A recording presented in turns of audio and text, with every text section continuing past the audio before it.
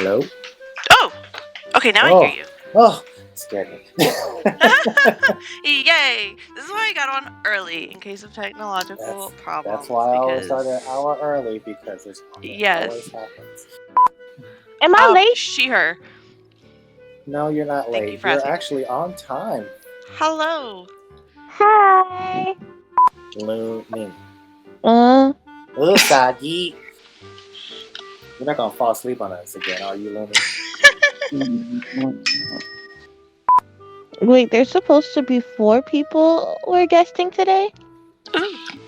That is a lot of people. Goddamn. Okay, we should probably start soon now. Give me a minute, jeez. So I'm going to do our intro, and I will introduce myself, and then it'll be Lumi, and then it'll be Yosenex. All right, got everything in order. Do you remember how we're going to do our intro, Lumi? I think so. How we're going to do it then? You're gonna introduce yourself, and then I'm gonna introduce myself, and then the guests are gonna introduce themselves. Me. Damn, my name's you, not that hard. Me, you, Yosenex, and then I'll go over the blurb, and then we'll introduce our guests. Hey, Sailor Guardians! Welcome to our 6th episode of Moonlight Justice. I'm your host, Grayson.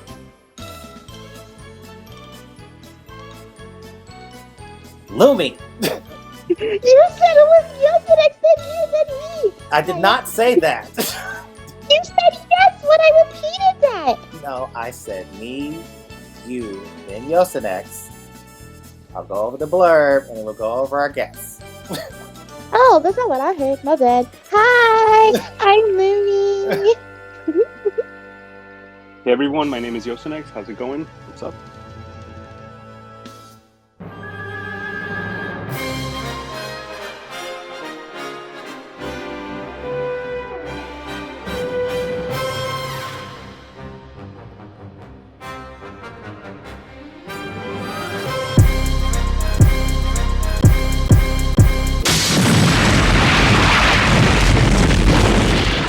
Moonlight Justice.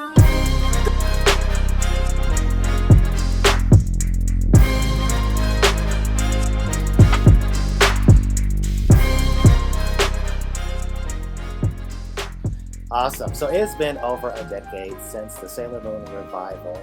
We are in the midst of the franchise 30th anniversary, and as we discussed in our last podcast, we have seen a merchandise boom when it comes to Sailor Moon goods, and much like merchandise in the series itself, we had a dry period with the anime and the franchise and as a whole.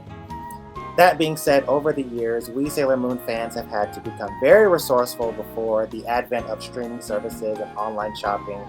We've had to turn to each other for information on where to find the latest and greatest on Sailor Moon.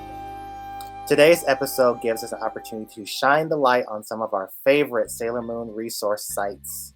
And let's get started by meeting our guests. And we'll start with Serenity. Hi! Excuse me, of course. I hit mute in my... have a choke. Okay. Hi, I'm Brittany, also known as Hikari from Sea of Serenity. We've been around for almost 10 years now. And we, sure if many of you know, we mostly do Sailor Moon musicals and also the live action. Awesome. And up next we have Miss Dream. My name is Dan Benarski. I'm one of the people behind Miss Dream. We've been online for, I think, close to 12 years now. Started as a translation site, sort of evolved into digital archiving. Awesome. We have Sailor Soapbox. Hello, I am Sailor Soapbox. My website is also called Sailor Soapbox because why not? I kind of have I juggle a bunch of different things, but primarily I am an archivist for high resolution screenshots, wallpapers, Sailor Moon drops. Wow, I am losing my vocabulary here. Sailor Moon drops assets, and my baby, which is Crystal Tokyo Radio and All Sailor Moon radio station. Wonderful. And last but certainly not least, Tuxedo Unmasked. Hi, my name is Jason. I run the blog Tuxedo Unmasked. been in the Sailor Moon ancillary community since like 1997, writing fanfics, running a fanfiction archive. Anyone who remembers the Sailor Moon romance like web? That sounds very familiar. Yes, it does. I used to know people who worked with that too. Oh, I forgot to mention how long I've been around. I've been on the internet since like the late 90s, but I took the Sailor Soapbox name about 10 years ago. We're going to start off things easy, and I just want to hear from each of you on what you've been up to lately, and I will kick us off by answering this question first, and then we'll go down the line and see how everybody else, what everybody else has been up to, and see how everyone is doing. Okay, so it has been I don't know why, I'm on this Sailor Moon kick as of recently when it comes to some of the projects that I've been working on.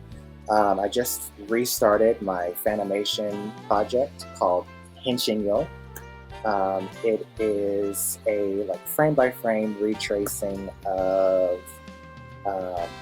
some of the stock footage from the 90s anime to create new or unseen transformations, such as Planet Power transformations for the Inner Senshi, Crystal Power transformations for the Outer Senshi, just to name a couple of ideas that I have. I am working on a Sailor Moon trading card / deck building game. And I am working on editing together a PGSM Super Act movie, which basically encapsulates the entire PGSM series in probably a 2-part movie at the rate that I'm editing right now.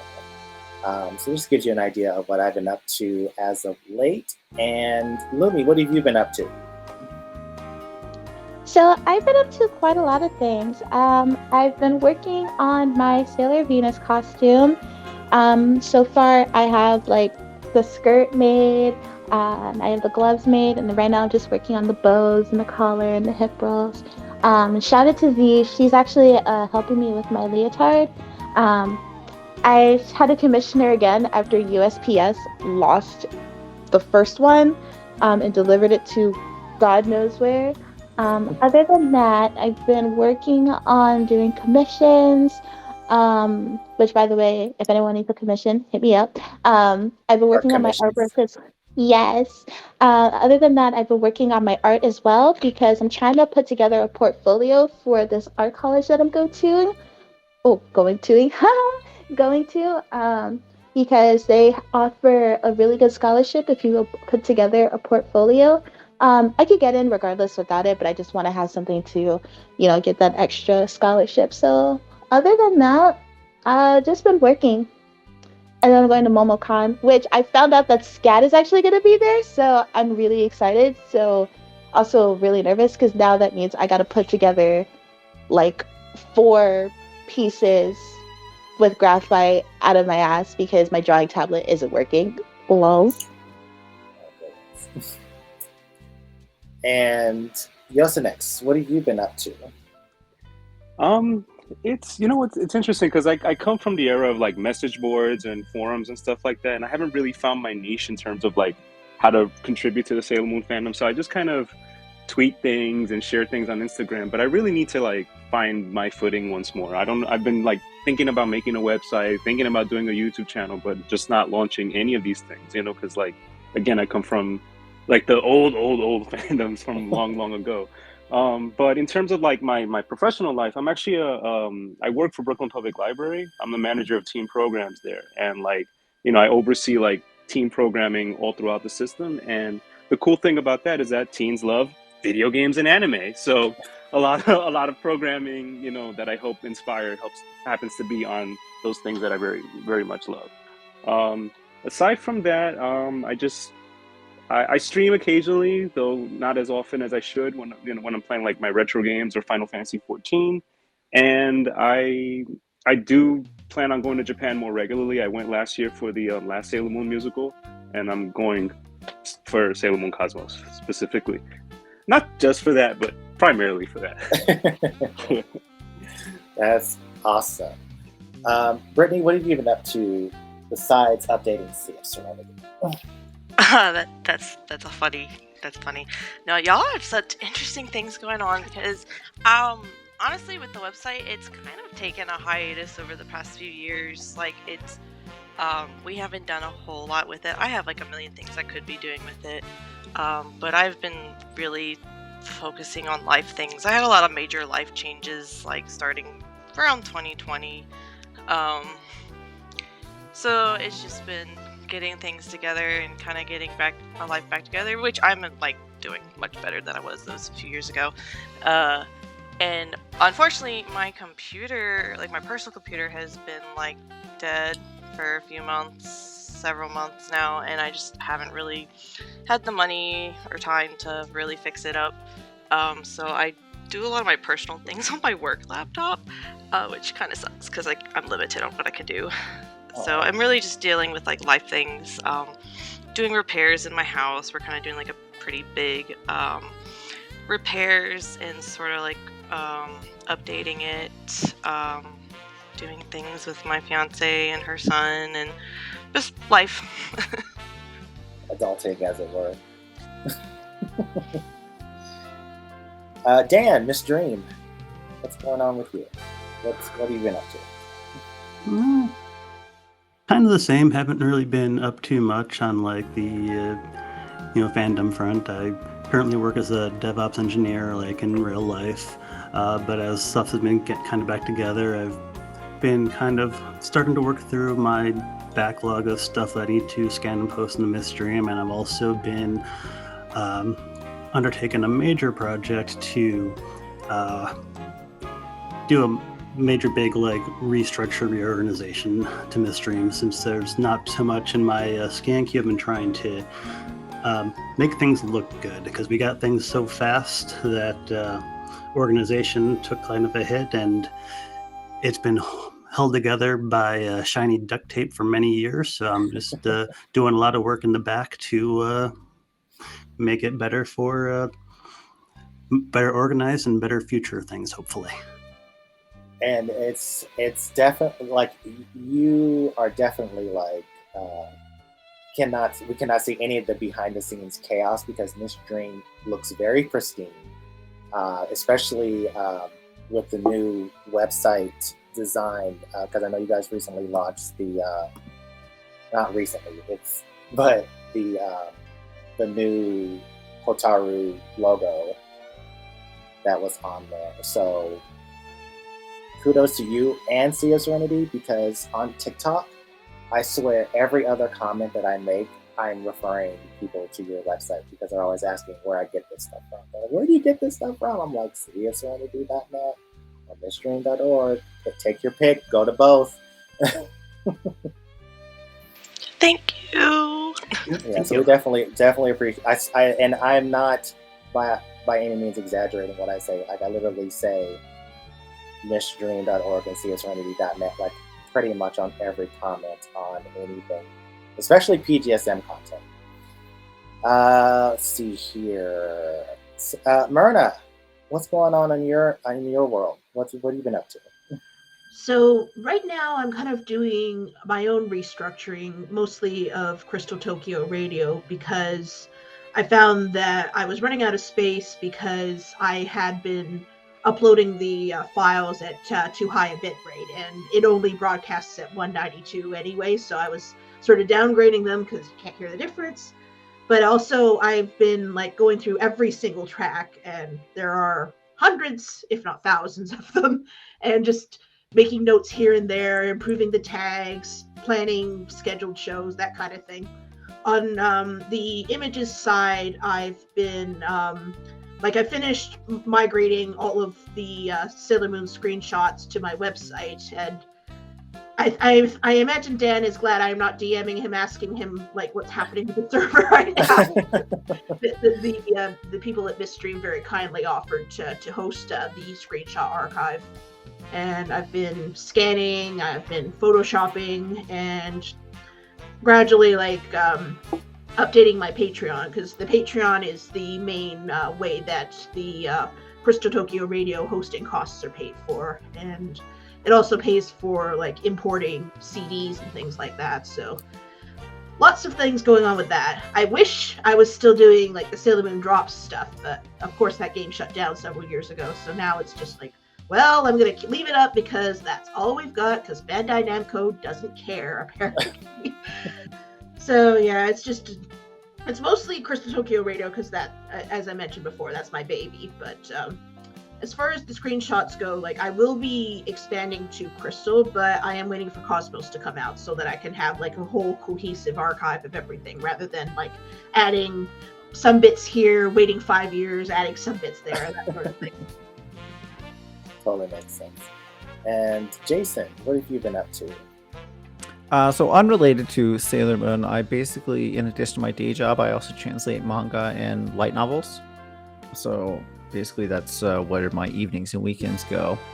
But related to good old Sailor Moon, I have about, I think, 12 articles last I checked that are kind of ready. I just need to actually put in, the references. Because one thing that's important to me is that anything I say is backed up. I'm not going to say, when Ami said this, just trust me, bro. There should be a reference for people to look at. So I've got about 12 articles that need to just kind of get the references and screenshots and stuff added in. They're ready to go. And then other than that, I'm actually writing a Sailor Moon PGSM book, which includes interviews and stuff with the cast and crew. And then information on the actual, locations that were used for shooting the show. Kind of stuff like that. So working on that in the background. Nice. And I definitely appreciate you backing up some of the things that you are writing about on Tuxedo Unmasked, because I use that as my source to back up what I'm saying, because especially like on TikTok, people kind of make up their own facts or headcanons about Sailor Moon, and I'm always having to correct them in my comments, specifically when they're trying to tell me, well, you don't know it's this, and I'm like, okay, well, let me go do my research and come back with a proper answer, because as much as Sailor Moon is beloved, there's still a lot of misinformation floating around out there. It's not as bad as it was in its heyday in the 90s, especially in America, but there's still some misgivings when it comes to how people understand what the Sailor Moon series is actually about, or some of the aspects of the show itself. And you can't always blame the fans. I mean, if you look at it, the anime has had 3 translations now? Because there was the original, then there was ADV, and then there was the new one with Viz. And then you look at the manga, had Tokyo Pop, followed by Kodansha's first run, and then Kodansha's second run. So, I mean, you kind of have to be like, well, when did you read this? Yes. Right. And look at the original. And access to a lot of that was difficult for quite a long time. Oh, yeah. My name is Serena, but you can call me Bunny. Yeah. Like but it's so interesting because we are definitely in a better space than we were in the 90s. Oh my god, yeah. Especially with Sea of Serenity, Mystery, Tuxedo Unmasked, Wiki Moon. I actually invited Wiki Moon to join us. She was unable to. But those sites that I just named, including Sailor Soapbox, who I've been following on Tumblr for years, I just realized. There's no I guess for me it's kind of what most people do nowadays. It's rather than go find the answer, you just guess what the answer is. And it's we're very privileged right now, where we have access to that information right at our fingertips. So the few seconds that it will take you to actually verify your facts, especially with these websites available to you, there's no reason why you should be getting it wrong. But it's also knowing where to look. Naoko Takeuchi has a PhD in physics, and no, why wouldn't she have had the time? Yes. She was a struggling artist. Right. Right. My favorite comment, the comment that really, it really blew my mind, because this person was I always get discourse when it comes to what anime Mamoru's age is, even though it's not explicitly stated. I'm so sick of that argument. And so it was like, and so the person argued with me and said, in Sailor Stars, he went to America to get his doctorate for 4 years. And I'm like, what? And I was like, did I miss something? And I literally like went back and found the episode, and I was like, he went to study abroad for 1 year. Like, what was so hard to understand about? Like, where'd you get 4 years from? Where'd you get doctorate from? I think people remember things like he wanted to be a doctor, and then Right. they like 2 and 2 together, and yeah, it's pretty rampant. It's pretty rampant. Very, you know, and it's like, I'm pretty nice about it, but at the same time, it's like, don't tell me. Like, I wouldn't be bringing this up if I wasn't aware, or if I didn't know.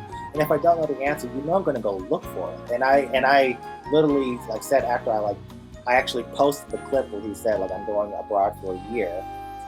And when people try to like, well, you know, he's this old, please, by all means, find the anime episode or whatever, you know, whatever source that you have that's giving you this information.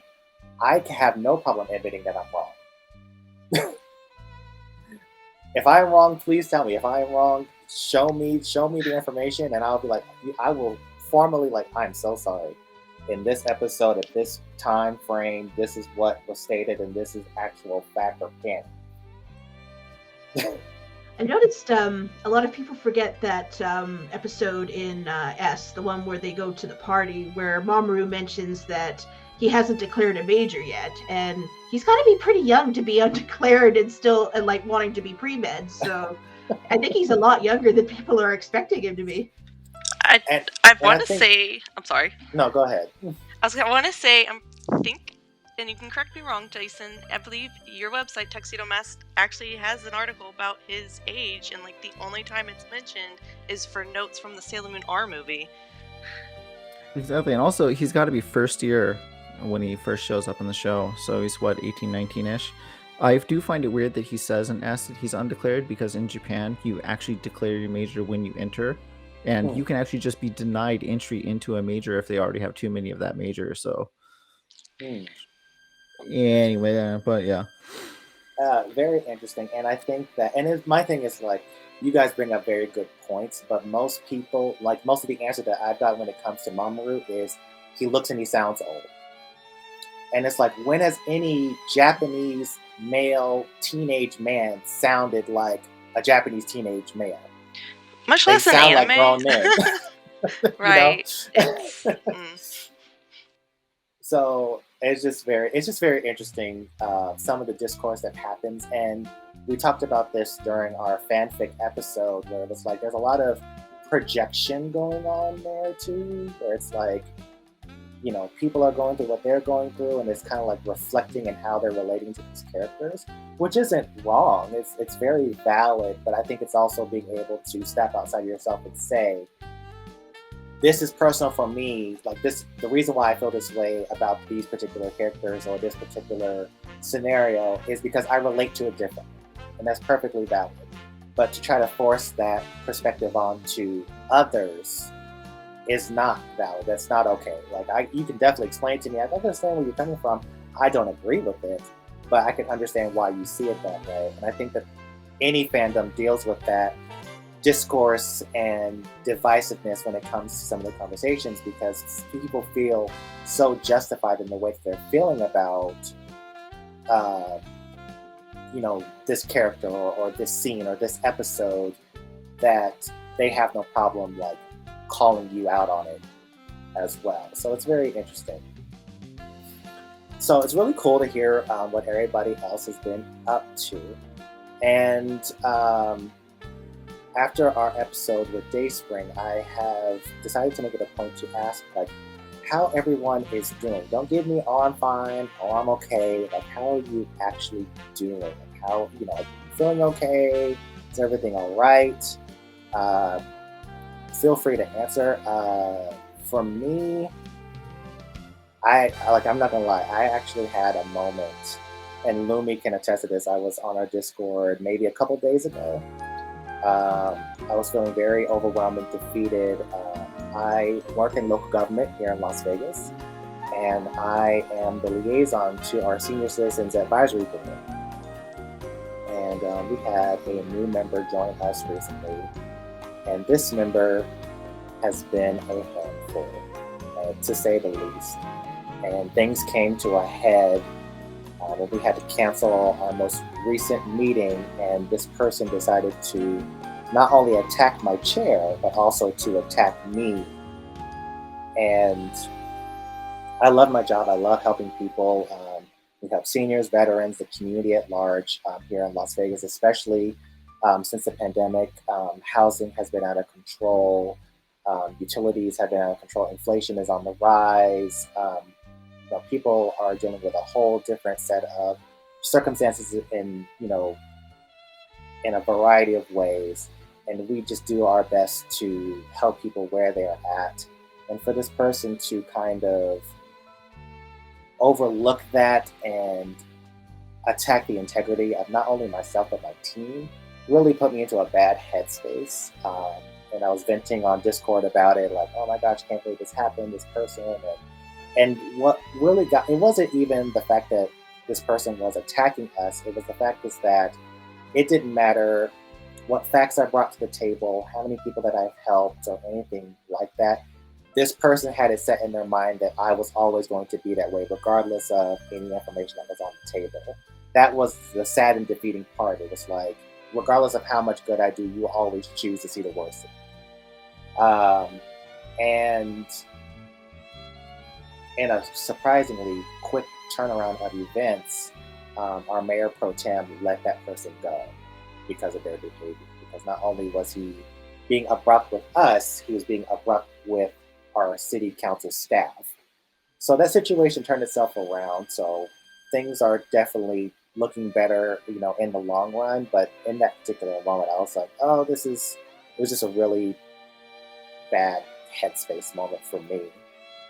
What about anybody else? Anybody else experiencing anything like that, or everything's just been good? First and foremost, I'd like to say I'm sorry about that situation. But second, when I first heard you telling this story, it went into my head that this person working under you just immediately started raging on your chair,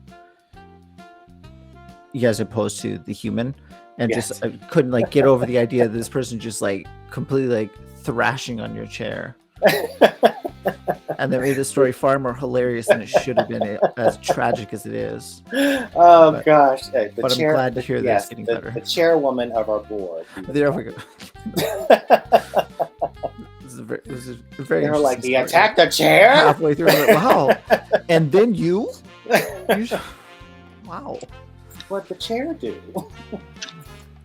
How That's dare you be assault. inanimate? I've been kind of having a rough week myself because my cat passed away on Monday, and I loved her so much. And the reason why I married my husband is because I fell in love with his cats, because he was posting his cats online, and she'd been declining for a while, and I was spending most of my days helping her on and off the bed because she couldn't jump up anymore. But it's just been it wasn't a shock, but it's still oh no, my Mary Ann, that kind of thing. So I'm so sorry. I I'm so just sorry. recently had to do similar as well. Oh god. It was our oldest cat with me and my ex, and she had been caring for her for since we separated, but I mean I still considered her my cat. I mean I knew this cat for 15 years. So, I mean, she was still my baby, so she was the same situation. She was declining, and she would have almost been 17.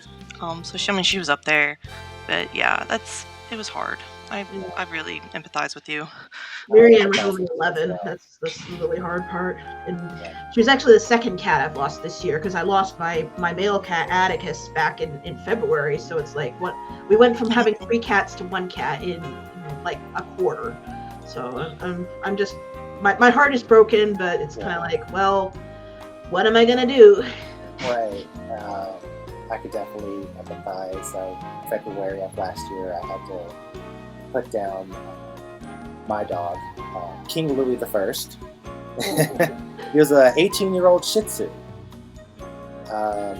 and he lived a long, good life. And then one night he was having some strokes and seizures out of nowhere, and I took him to the vet, and the vet was like, "He's lived a long, good life. Maybe time to, let him go," because there was no guarantee that, even with treatment, that the outcome would be in his favor. So yes, I had to put down King Louis the First. It's been over a year since he's been gone, and I am still not over him being gone. I have his picture on my desk at work, right next to Sailor Moon cup and statues. He was a good dog, and so we definitely empathize with you. It's really hard losing a pet, and I'm glad that you guys have pets to kind of not fill the void, but at least help the ease of the passing. I have my dad's dog. He's a big, huge mastiff named Solomon Bain, and he is a big, slobbery, hairy mess, and we love him to death. Oh, they're such babies. Oh my gosh, he is such a big, huge baby, and it's just, and I don't even think he realizes how big he is, because he acts like a small dog, but he's a huge dog. That's usually the case with the big dogs. Yes. They just think they're little lap dogs, and it's like, oh no. How's everyone else doing? Everybody else okay? It's been like a roller coaster of life, like it has been for the past, I don't know. Well, I'd say forever, but it feels like extra roller coastery since 2020. Yeah. It's like, can it please, like, can I get off the ride? I just want to get off the ride. I'm done with adulting sometimes. Yeah, it's interesting that you say that, because my brother has been trying to move, and it's been very hard. Landlords and property management are asking people to make 2-3 times the rent money to live in certain places, and rent is close to $2,000 a month here in Las Vegas. It's ridiculous. And it's so ridiculous. And so he was feeling down about it. He was like, "I'm doing my best. I'm trying so hard." And I was like, you are dealing with what a lot of people are dealing with. And, it's okay. Like, you've been dealing with stuff on top of a pandemic. You're dealing with stuff on top of inflation, and uncertain times. It is okay that you're not doing your best. I was like, he was like, "But you have a plan and you have goals." And I was like, "Dude, I overdrafted my bank account twice in 1 month. I am right there with you." But did you get some sweet Sailor Moon merch out of it? I did, and well, there you go. There you go. Yes, I did. It was worth it, but it was definitely a miscalculation on my part, like a clerical error. I bought the Sailor Moon stuff thinking I had the money when I really didn't. Guilty. Yeah, it's okay. It's okay. Who knows? So,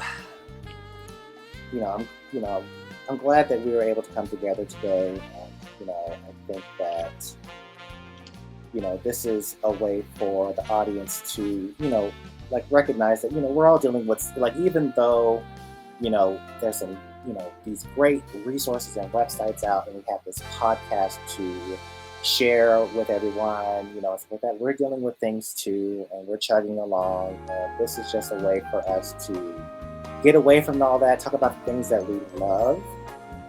And so we're gonna keep on keeping on, and I want to know, who is your favorite Senshi? And I will start with Brittany. I've always said it's really hard to pick between all of them. It's always hard to pick. Because they're kind of all my favorites. But at the end of the day, my favorite is both Sailor Moon and Chibi Moon. And with like 3 or 4 very close runner-ups. Yes, it's always, we were talking about that, it's like, it's such a great ensemble. It's really hard to pick out just 1 or 2 or 3. I tend to say like saying Sailor Moon is your favorite is like the Miss Universe answer of who's your favorite Senshi, because it's like so easy to like the main character or the titular character of the series. Right. Dan, what about you? For me, it's always been Sailor Venus. I've always enjoyed how outgoing she is in contrast to me, but I've also liked how she's always able to like adjust to whatever role she needs to play. I've always enjoyed like her ability to just change on the fly as needed. So those two things really stuck out with me for her. Oh, really cool. Myrna, how about you? So my favorites are Saturn and Pluto. So I like to joke that I'm used to disappointment. So I love how they look. I like the garnet and the great purple. I love their mind-bending powers, like how philosophical, like having the ability to create death and rebirth and manipulate time and space. That I just love all of that, and I love that. Like, as growing up somebody who was kind of introverted and ostracized, to put it mildly, but it's just I see Hotaru as like I was younger than Hotaru when she became my favorite, and then she stayed 12 and I didn't, and now I'm just like, oh, it's my little baby nuclear bomb, and Pluto, like my sort of fascination with who she is and what her powers work like. I worked that into an ongoing fanfic I wrote called The First Timeline, and that one is basically like a retelling of the S series where, what if Chibiusa didn't travel to the past? What would have happened then? Wow. That's really good. You're going to have to link me to that so I can read that. I have like all my links on my page to like I will definitely be and the AO3 and all that. Gotta take the chance to self-promote, right? Yes, I'll definitely be checking that out. Jason, who's your favorite? So I'd want to say Hotaru across the board, but to be honest, like her anime like characterization was a little bit on the, you get her an S and then that's about it. So I'd probably have to say Rei for the anime. Okay. And then Rei's personality in the manga is just kind of like they went a little too far on the cool detached side. So I guess it just depends on which version of the show we're talking about. Gotcha. And then Ami really picks up for me in the PGSM. They do a lot of interesting things with her character there. So yeah, it kind of just depends. Ami is fascinating. Oh yeah. Yes. Like her, like I'm gonna kill Naru. Right. Yeah, definitely. That was a great face. Very interesting. Yeah. So yeah, it just kind of depends on which version of the series we're talking about. Okay. And Yosenex, how about you? Man, Jason just said my answer pretty much. Like I always say, it's always depending on the version. I'm kind of annoying about that. Who's your favorite? But I guess if I have to pick, I usually gravitate towards Mars. But then when I look at my actual figures and collection, I have a lot of Chibiusa. I have a lot of Chibi Moon stuff, so I must really love her and Sailor Uranus because like I have them overrepresented in my collection. So subconsciously, I love them, even though I want to project Mars. You know. So, yeah. But if Venus in the manga is awesome. Mercury. Don't ask me this question. I'm just gonna give you this long-winded thing about why Sailor Moon is like all these different multiverses and crazy. And it's perfectly fine. Yeah. And just to kind of like give some background, I always like asking this question because it leads into the next question.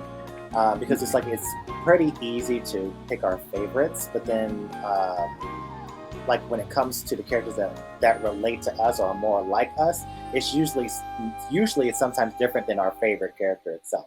Lumi, I know I ask you this all the time, and you never really have an answer for me.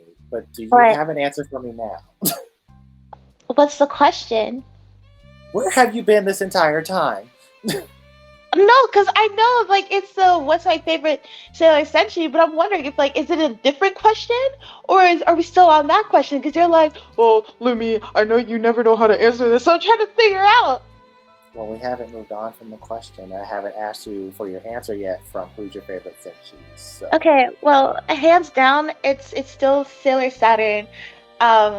That's why I said twin 'em, because Sailor Saturn, like, I went through this whole process of my favorite senshi being from Mercury to Venus to Sailor Uranus, Uranus, to Sailor to Sailor whatchamacallit, to Sailor Saturn, because I don't know if you guys know this, like Grayson knows this, but I grew up on the Deepdub, so I didn't get to watch like yeah, so I didn't get to Oh watch gosh. like Sailor whatchamacallit, Sailor, I think it was Sailor S, which I believe Hotaru is featured in, because they didn't dub that yet. So, or actually, yeah, they did actually. Whoops. Yeah, it my doesn't bad. work out age-wise. Yeah, Yeah. I was like, I'm because I was like, like, we all hold grew up true. on the deep dive. I'm like surprised that you've seen they the had deep dub. dubbed it, and then I remember it was like, oh wait, the cousins thing. Yeah, they dubbed it. Yeah. That was Cloverway rather than Deep. Yes, yeah. Yeah, Oh, that's Two okay, different so I was things. right. Yeah, so I didn't. Yeah, so I just grew up watching up until Sailor R, and then I got to Sailor S, and I found out that Cloverway existed, and I was like, oh my gosh, who is this emo? Who is this sassy emo depressed child? And I was like, I don't know who she is, but I love her. Sassy It's like Saturn. Sassy Saturn. So I've actually loved Sailor Saturn for like a long time. So yeah, it's Sailor Saturn. That's my boo. That's my bae. Okay, That's so my since child. Saturn is your favorite, which Yeah, senshi Saturn's are my you favorite. most like in real life? Like which senshi is a representative of your persona per se? Well, since we all agreed on it earlier, I don't think I need to say it. Go ahead, say it for us, just so we can. hear you say Chibiusa. it. I always thought I was more of a Minako Unisagi, but I guess I'm more of a Chibiusa. Yes, you're definitely the Chibiusa of the group. You've been demoted from Usagi to Chibiusa for sure. Aw, that's not a demotion. Wait, what do you mean a demotion? Grayson, are you talking shit? It's just a joke. Calm down.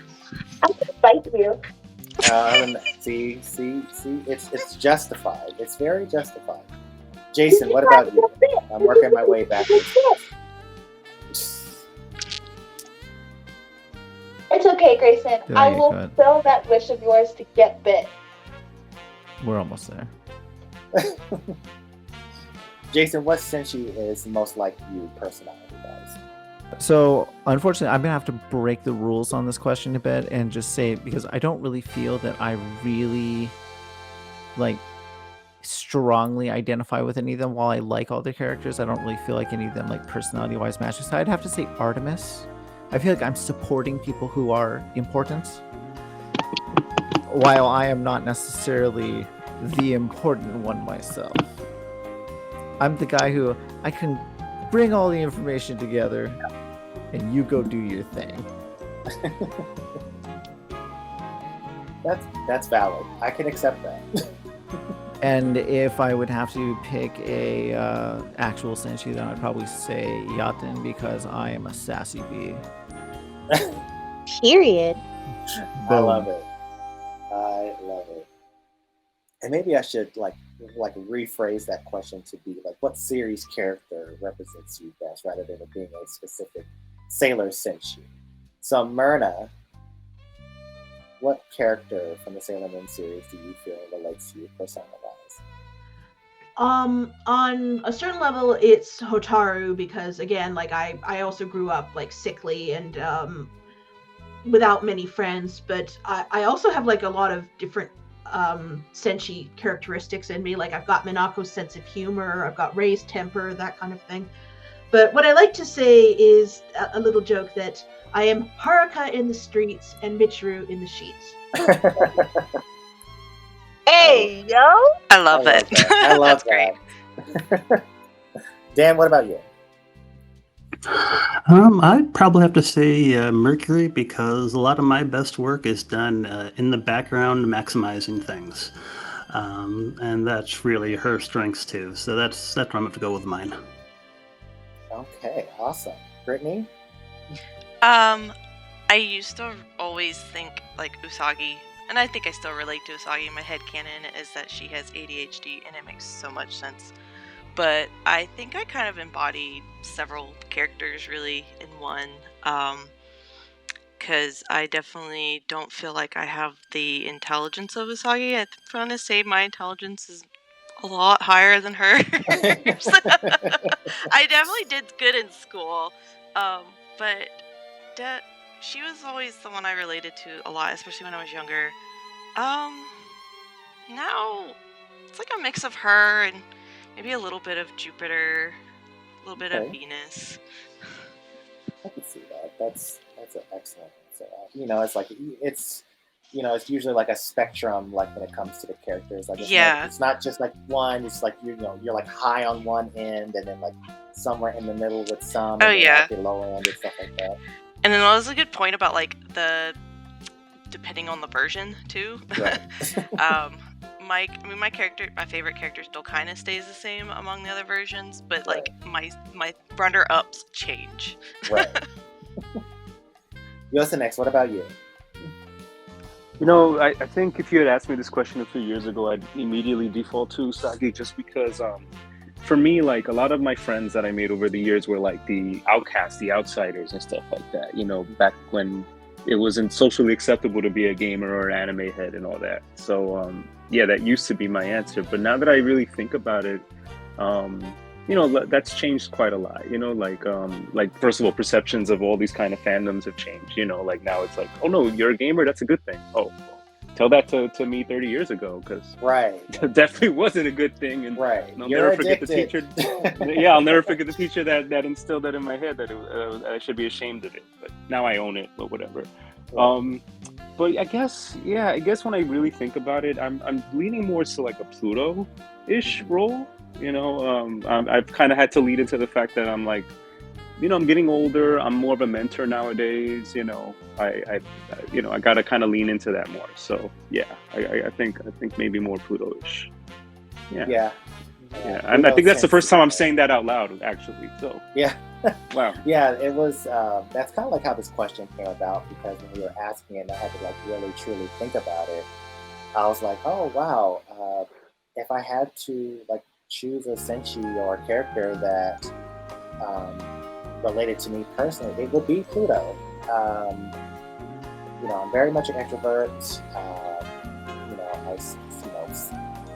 Even like loving Sailor Moon, I didn't have a group of friends that liked Sailor Moon. It was just like me. So I kind of like felt like ostracized is kind of a strong word, but that's how it felt.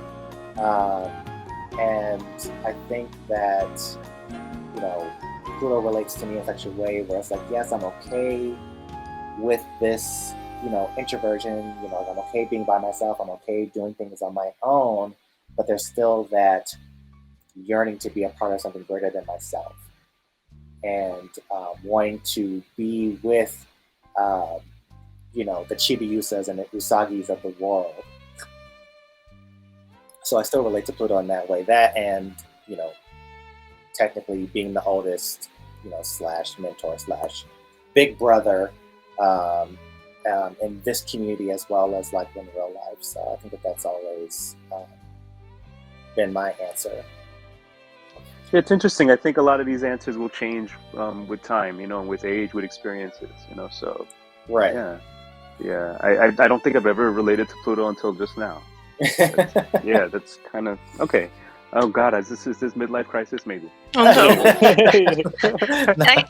I can definitely relate to not having any like Sailor Moon friends. I didn't really know many people that liked it.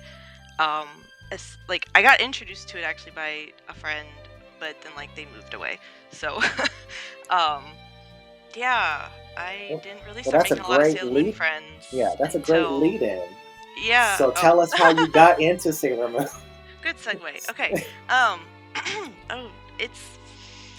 I do remember as like very young catching it when it was on syndicated television, so like UPN or one of those type of stations. And I kind of think it was the episode with during the Doom Tree arc where Venus gets her little upgrade and it's with like the school kids, because I like have a kind of memory of that.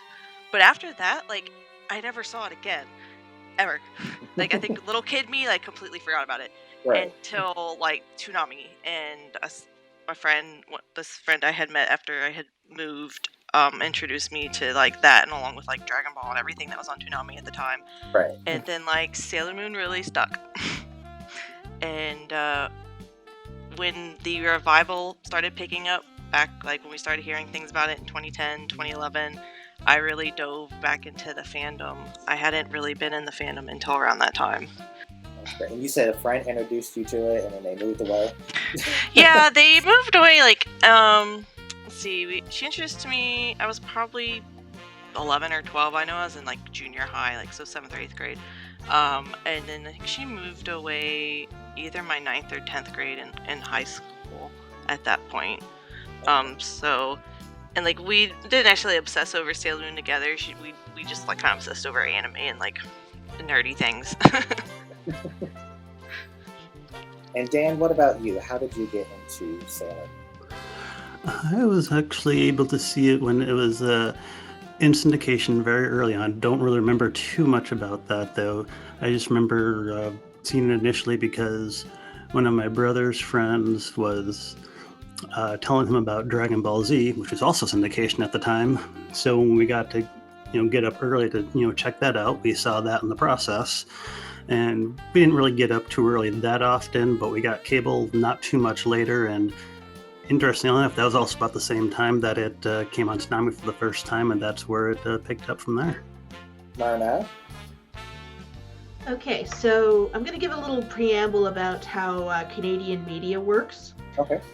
The regulatory board, CRTC, they have a stipulation that at least 30% of all broadcast media, so like television and radio, has to be produced or starring Canadian actors. And because the Deep dub and Cloverway dubs were produced in Toronto, the Sailor Moon dub counted as CanCon. And YTV, which is sort of like Nickelodeon, gave Sailor Moon a really big push, and I happened to watch an ad for it like literally minutes before its premiere day in August 1995.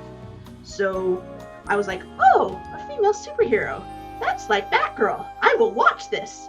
And I happened to just start from the very first episode and instantly got hooked. And like I did not know back then that I just watched the show that would literally change my life. But I've been around about as early as a North American fan can be around. Right. And kind of fell off with the fandom around the early 2000s because I was in high school at the time, and then with the revival got back into it and decided, you know what, I remember these old websites that I used to go to when I was a kid and all the information and resources. I'd like to pay it forward and do that for future generations, so to speak. So I just feel like I was always meant to watch Sailor Moon and have my life changed by it. So thanks, YTV. Thanks, seriously. Yeah, isn't it interesting how those things like work out? Jason, how about you? So I want to say it was about fall of 1997. I caught it in the syndication on USA. And what I think the first episode I saw was Jupiter's first appearance. Okay. And it was just, there's something about the animation, something about the story, something about when I caught the next episode the following day, the previous episode actually mattered. And that was just like blew my mind compared to what you're used to in standard Western animation, where every episode is just its own like self-contained story. So I remember I kept a yellow post-it note next to my TV as I was desperately, in these pre-internet days, you just listen for characters' names, but you don't necessarily catch it. So like I was writing down every little information or bit of information I could. It was like, was her name Rita? And then eventually I went to the good old 1997 era internet to try to look up information about it. That was basically my first introduction. Now, what was absolutely horrible though is that the syndication ended somewhere during the was it? So right after they got the rainbow crystals together, and right during the like Malachite arc, as it was called back then. And so I didn't get to see the end of it. So I opened up a phone book. Some of you may not know what that is, but it's a big book with phone numbers for every store in the city. I know what a phone book is. Don't discredit me. Thank God. And I called every Blockbuster in town asking, do you have Sailor Moon? And they're probably like, what the hell? And I found a Blockbuster and made my parents drive me to the other side of town, and I rented the glorious pink hologram cassette tapes. And, Amazing. That was I love mean, those you didn't get to watch them necessarily in order, but that was, where I got my introduction. I saw the end of the series, and what I thought was the end of the series, and that just blew my mind until I eventually stumbled across the Doomtree box sets about 6 months later. Wow. Let's take it so far back. I love it. Phone books. Yosenex, what about you? Oh man. Okay, so summer 1995. About to enter my second year of high school, and I was excited for one game and one game only, Chrono Trigger, which I didn't know was gonna shape my life as well. And I remember seeing commercials before episodes even aired for toys of Sailor Moon. Like I saw, like they would have these the commercials for like the dolls and some of the wands and such. And I remember them saying things like, "A little moon power will take care of them." And I was like, "Oh, I guess this is like Girl Power Rangers, right?" I didn't know that was an accurate statement then, but but that was the only logic that I could assign to it. And I remember waking up on a Saturday morning and watching the pilot episode for the US, which was the first episode from what we now know as Sailor Moon R. And I was like, oh, this is cool. I enjoyed it. I enjoyed the song. I for me, as far as I knew, that was the first episode because it started like a first episode, So I didn't know it was episode 41 or 47, depending on your count. I watched that. And then I saw that it was airing on TV regularly, and I was like, "Wait, what happened to those twins in the tree?" But I was watching the actual first episodes. I was like, "Oh, cool." So I watched the initial run, the initial syndication. I remember that after they defeated Queen Beryl, they actually showed the episodes out of order and showed the Black Moon story first, and then showed the Doomtree arc. I remember that too. That was I'm mixing weird. names up. Yeah, it was such a weird thing because I'm like seeing new weapons and powers, and I'm like, what is going on here? I after that though, I like sought out bootleg tapes to keep going. Like in '97, I made a friend named Lizette. Some of you might know her. She goes by Sailor Ecstasy. She's a cosplayer. She does a lot of Sailor Moon cosplay. And yeah, she helped me get tapes to get access to the Japanese episodes, and it just kept going from there until I got all 200 episodes by 1999. So there you go. Thank you to VKLL for all those subs. Oh, Thank you, VKLL. Yes, exactly. Oh, And, yes. just as an addendum, like when I got into PGSM, that's also when I got accepted to the JET program to teach English out there. So like, I'll always associate PGSM with that, and I'm shocked that it's the 20th anniversary this year. But maybe we'll talk about that later. Yeah. Yeah. It's definitely like I'm feeling all the nostalgia right now. I remember seeing Moon Prison Power for the first time on USA. I was getting ready for school one day, and my dad had TV on, and I just was mesmerized by this transformation. And I remember specifically thinking, when the ribbons went around her hands, I was like, what did it was such a fast glimpse, because I was like, why did the ribbons go around her hands and they didn't do anything? Because I thought it just like revealed her skin, not gloves. I remember that specifically. I didn't get into that. I was like maybe the 5th grade when I saw that, 5th or 4th grade when I saw that. I didn't start watching Sailor Moon until it was airing on Toonami itself. And I was actually talking about this on Twitter, where I was like, when I first watched Sailor Moon, I wanted to know more about it, so I went on the Wild Wild West internet that was 97 at that time, and went to the astronomical Sailor Moon Observatory. And just basically reading up on these characters, but also getting really confused because the creator of that site had also made up his own characters on top of it. So I was like, okay, so not only are there these, there's more than just Sailor Moon and stuff like that. There's these other characters that I had yet to see, not even realizing that it was fan art or anything like that. Are you talking about like Sailor Nebula or something like that? Because I kind of remember stuff like that. It was what I specifically remember from that site was Sailor Earth was Molly's younger sister Terra, Sailor Sun, and then there was a Sailor Queerness. I can't remember the other names, but those 3 characters stuck out to me. There may have been a Nebula character, and then it was called Sailor Moon X at the time. But then the website changed, and it was changed to Sailor Moon E, and I'm just still amazed at how during that time that they were able to create that logo and that website and this fan art during that time. Like, he even had like many gifts and everything. How was this person able to do all that? Because I couldn't even tell you how I could like how to even do that now. And I'm a graphic designer by trade. But yeah, I remember when I was 16 and I was in the Up and Down program, and we would go to the mall and I would buy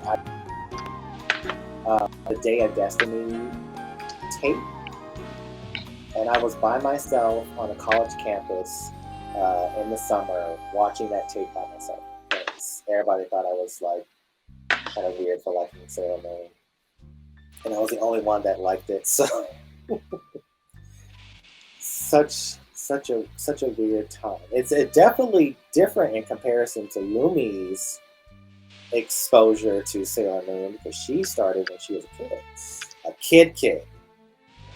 Yeah, I was a little baby when I started it.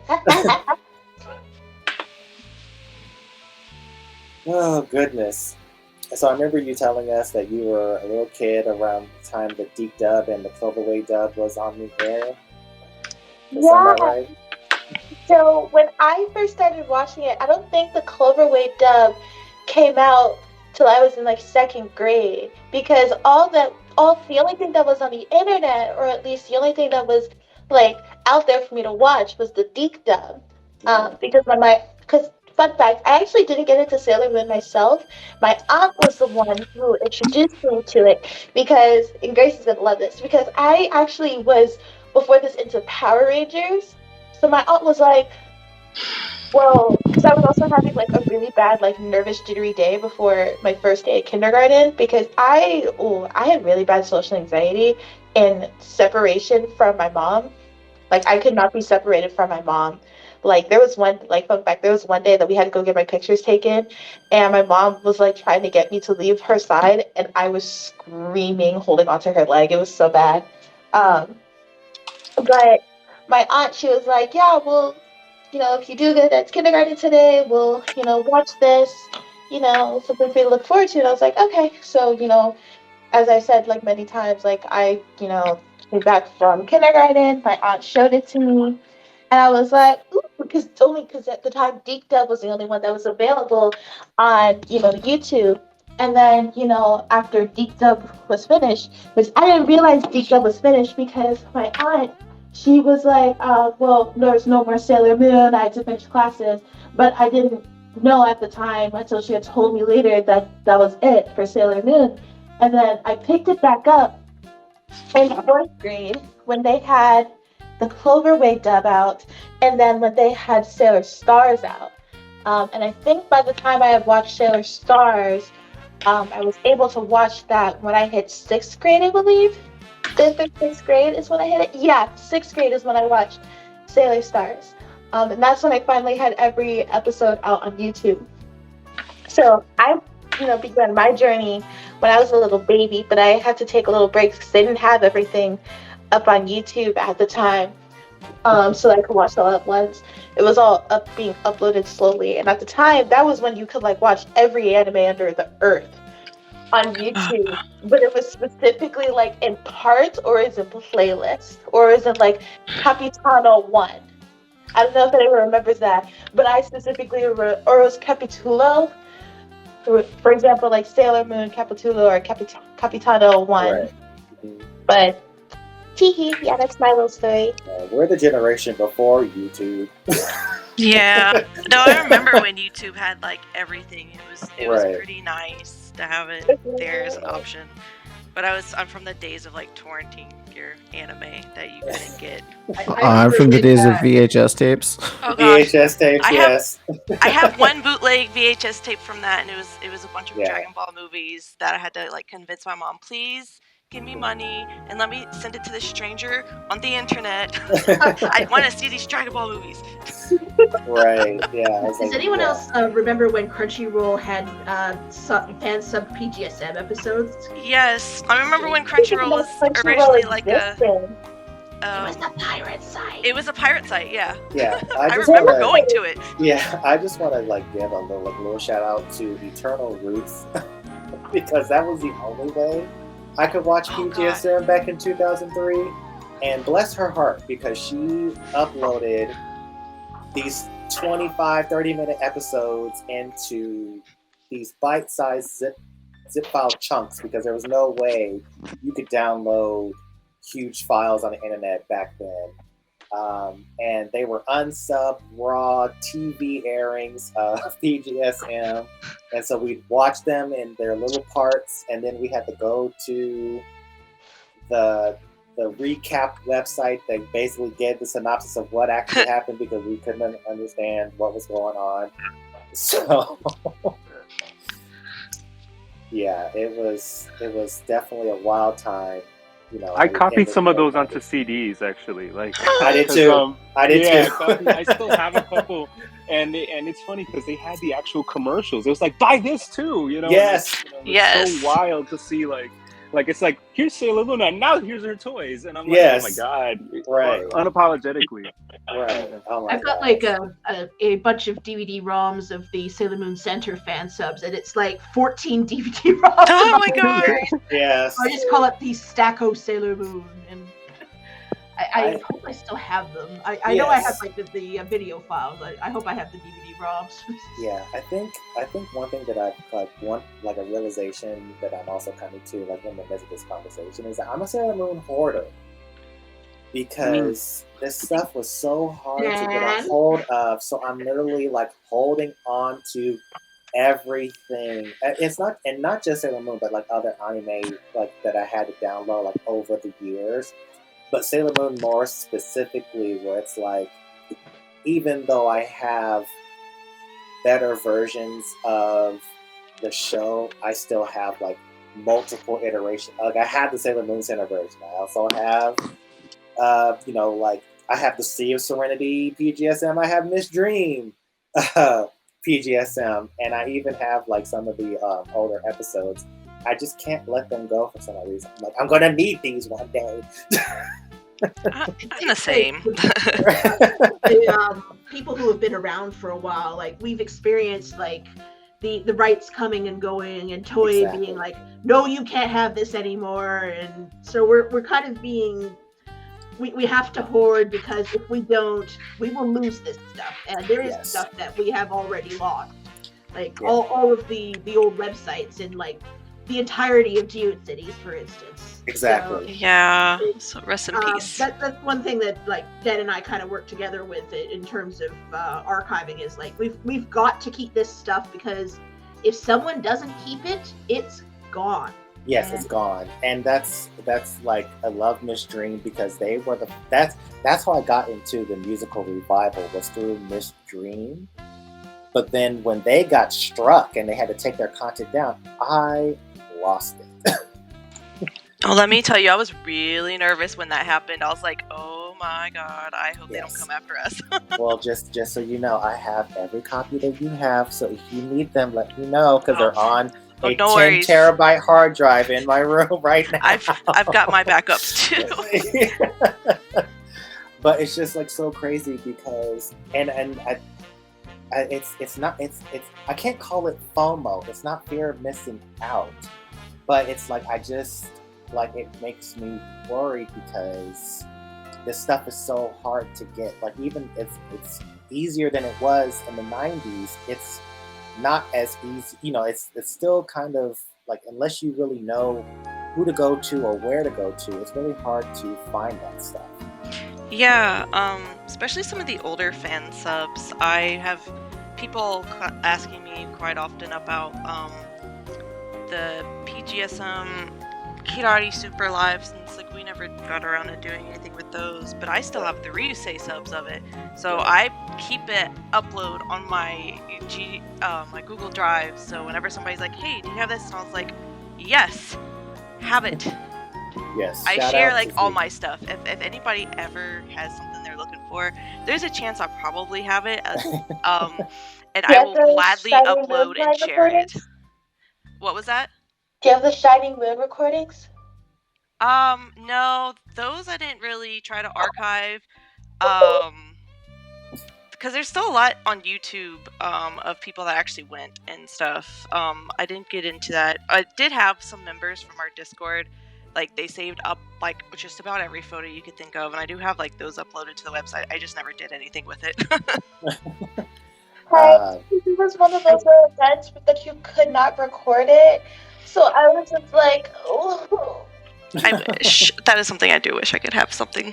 right. Wish I could have gone. Shout out to Z, because Sea of Serenity is like her saving grace. So she does like all the little dance moves from Kirari Super Live. So Yes, she does. she loves it. She swears by you guys. Like, that's how I was Aw. able to watch the Kaguya musical, because I had been like foaming at the mouth wanting to see it when Yeah. it first got announced. The And whole she was like, "Oh, look at Discord." yeah, when the whole takedown thing happened, that's what led me to wanting to do the Discord. Because Right. I was just like, you know what? If they make me take my website down, that's fine. I'll just share everything over Discord and slowly Yeah. upload things to various cloud services.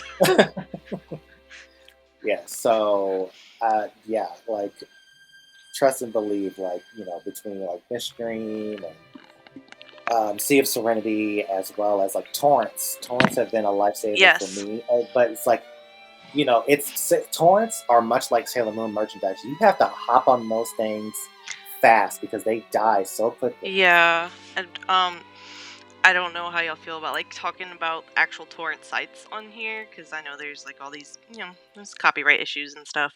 But so give me the okay if I can like drop a name or not. Yeah, I would, like, honestly, it's kind of like a do-at-your-own risk thing. Right, like, right, exactly. Like, be mindful of your internet.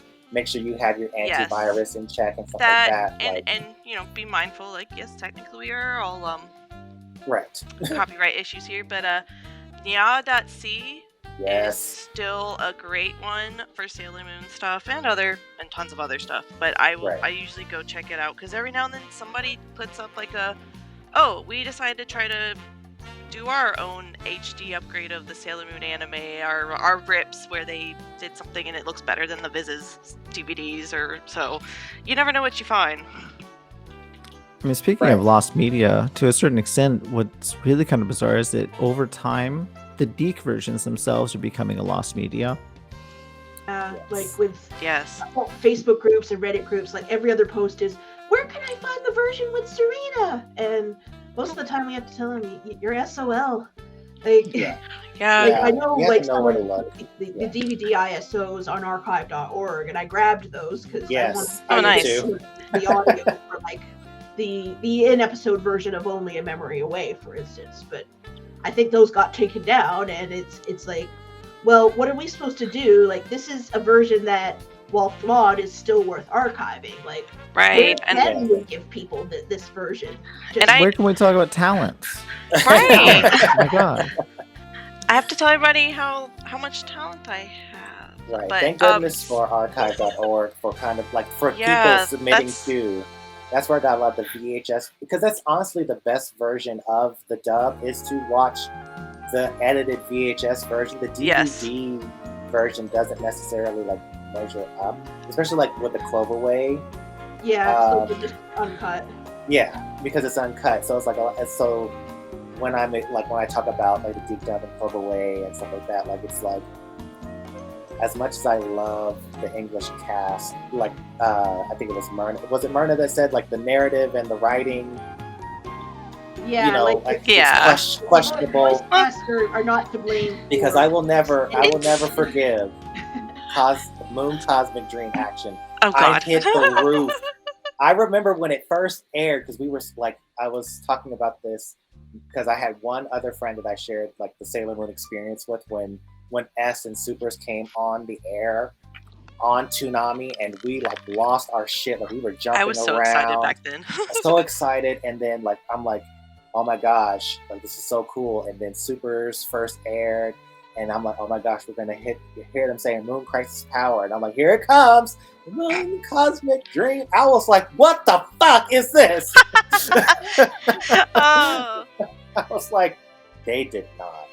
And that, and if I ever hear the phrase Mars Flame Shooter, I'm gonna shoot God. someone over I forgot that. about that one. It definitely is a product. That adaptation is a product of its time, definitely. And speaking of at least the Deep Dub, I know I have downloaded on a hard drive the Sailor Moon and Sailor Moon R, and it's like I don't think it's I guess it's the original Deep Dub. Like I'm pretty sure it's got all like the transitions and everything. So if anybody ever wants it, hit me up. I probably have it. As I long as my do. poor hard I drive's do. not dead. I do. I want to relive my childhood. I do. Yeah, I'll dig it up. I'm working on trying to back up some stuff to my fiance's like her media server too, because she wants to have all the raw files that I have. I So, can't tell you we'll have how backups. gutted I was when I learned that they had changed Luna's voice actress from that old British lady off of the Sailor Moon S movie. Like I'd been looking for that for years. British lady. She For made that, Luna like, talk so white. her and her old British lady voice acting like a 14-year-old girl. That Like, was I've been Oh looking my for gosh, decades. so cringe. Weird. It's so cringe. Like honestly, by the time the Pioneer Optimum movies came out, like on the heels of the subbed Japanese movies, it was trying to hit the nostalgia buttons, but I feel like they were mashing them so hard. I was just like, it was just so. I think we remembering something different. It was teeth grinding to watch. I was like, was it always this bad? It's understandable. I feel that way when I try to rewatch some of that old stuff. Yeah, I was like, oh gosh, it's just not the same. Yeah, I don't know what you watched, Lumi, but I remember like I bought all three English movies that were basically inspired by the Deep Dub, even though it wasn't Deep Dub, it was Pioneer that did those movies, and it was good to hear the cast again, but it just was not the same. And sorry, but the high-pitched Uranus and Serena's mom is Neptune. Oh, see, I don't remember that. Well, that's also, to be fair, the last time I watched Deep Dub was when I was a child, so I don't remember any of the Deep Dub voices, because when I tried to look for the Deep Dub, I could not find it. So I do not remember how the Deep Dub sounds other than for me. And even then, when it came to the movies, the only movie I watched in English was The Power of the Rose, and that's for that one song that comes on at the end that Grayson absolutely hates, but I rub it in his face every single time. I don't hate Power of Love. Let's be clear. Power of Love is he doesn't like it. It's near and dear to everyone's heart. I can accept that. I'm sorry. That sounds smacks. I don't know what you're talking about. I kind of go back and forth about how I feel about The Power of Love, because the scene it was originally written for was the battle between Neo Queen Serenity and Death Phantom, but it worked perfectly there, but it does not work in the R movie, because it doesn't. They had to repeat a verse, and the R movie was perfectly and Moon Revenge. Yeah. In comparison to Moon Revenge, it just does not hold a light to it. I'm a Carry On fan. That's my Power of Love. Is Carry On. It was so good, and I'm just no other song does not hit the spot for me nostalgia wise. I have to interject here because I actually sung for the Sailor Symphony many years ago in 2016. Ooh, Oh my gosh, Alongside That's so Yosenex, cool. what is okay? Can you tell us what you haven't done? and Because see, he was there. We sung together. I have the picture, and we did those songs along with some Japanese songs when she wasn't there. But yeah, and it was kind of cool to like see her like embrace the fandom so many years after the fact, because she didn't realize how people got like it's a religion to us. So it was kind of cool that they just see her. Now she's a fan in a different way, like in a very different way. But yeah, we sung "Power of Love" and "Carry On" along with. It was like a whole medley and stuff. The performance was in New York with Sailor Symphony. That's so amazing. I remember watching that. That's so cool. Yeah. So I was there. Archived anywhere, asking for a friend. It wasn't archived. It wasn't. I was so mad. I was like, dude, did you record it? And he's like, no. And I'm like, we didn't record this. Like, I have like one little clip of me, like, in the background, but you could barely see me. I was wearing like a green shirt because I was supposed to channel Jupiter. But yeah, they, because, they see my karaoke videos. That's how I got the part to be part of like the Sailor Symphony. It was like, oh, you do Sailor Moon karaoke all the time, so why don't you join us? I was like, okay. So Bobby hit me up directly. Bobby's based in New York as well. And you guys have seen Sailor Symphony, right? Like the the remixes, yeah. So I know him personally. So like he's really cool. So shocked to hear that you're a part of it. Like another amazing. like unknown fact about you that you're not sharing until now. It's just I'm holding a picture right now with me and Jennifer C. Is there a way to send that here in this chat? No, I'll send it to you later then. But yeah, it was in 2016. It was a dope moment. Yeah. But yes, so we will not shade "Power of Love" here. Yeah, I'm not, even though it does not belong in the art movie. I am not. Even though it doesn't belong in the art movie. Grayson. Lumi, you and me. You and me. Because I never said any. I did not. I don't hate "Power of Love." It's just not my jam. Okay? I never said that you hated it. I said you that you did don't too. Don't make me rewind the tape on you. Moment. You know that, right? It's just like are two different words. Because Grayson hates "Power of Love." That's exactly what you said. Okay, well, that's not how I meant it. I meant that you don't like "Power of Love." Well, that's what you said. So okay, well, that's not how I meant it, you biscuit. How you gonna call me names for you saying what you said? It's like, well, he does. I don't hate it. It's just because I'm getting my licks back. For all the times you tease me. Okay, how about you get your licks back with facts and truth instead of making up stuff? How about that? You know what? That's okay. Because you're just waiting to get bit. You're just waiting to get bit. If you about to get bit, you keep lying on me. I think lying on you. You don't like "Power of Love." That's okay. The Sagi and Chibiusa dynamic is shown. Yeah. Oh my gosh. That is, It's okay to be a hater, Grayson. I'm not a hater. I don't hate "Power of Love." You just don't like it, and that's okay. It's not my jam. It's not my bop, and that's perfectly valid. And that's okay. And I'm not saying that's not valid. I'm just saying you don't like it, and that's okay. Which I have said before, it's okay that you don't like it. You just a hater. Anyways. Well, since you have so much to say, Luna, you can answer this next question. No, thank you. No, go ahead. So, seeing as you have grown up with Sailor Moon since you were a little kid, and you're the baby of the group, what does the Sailor Moon franchise as a whole mean to you? Can I not go first? You know how it feels about going first. No, you can go ahead and go first.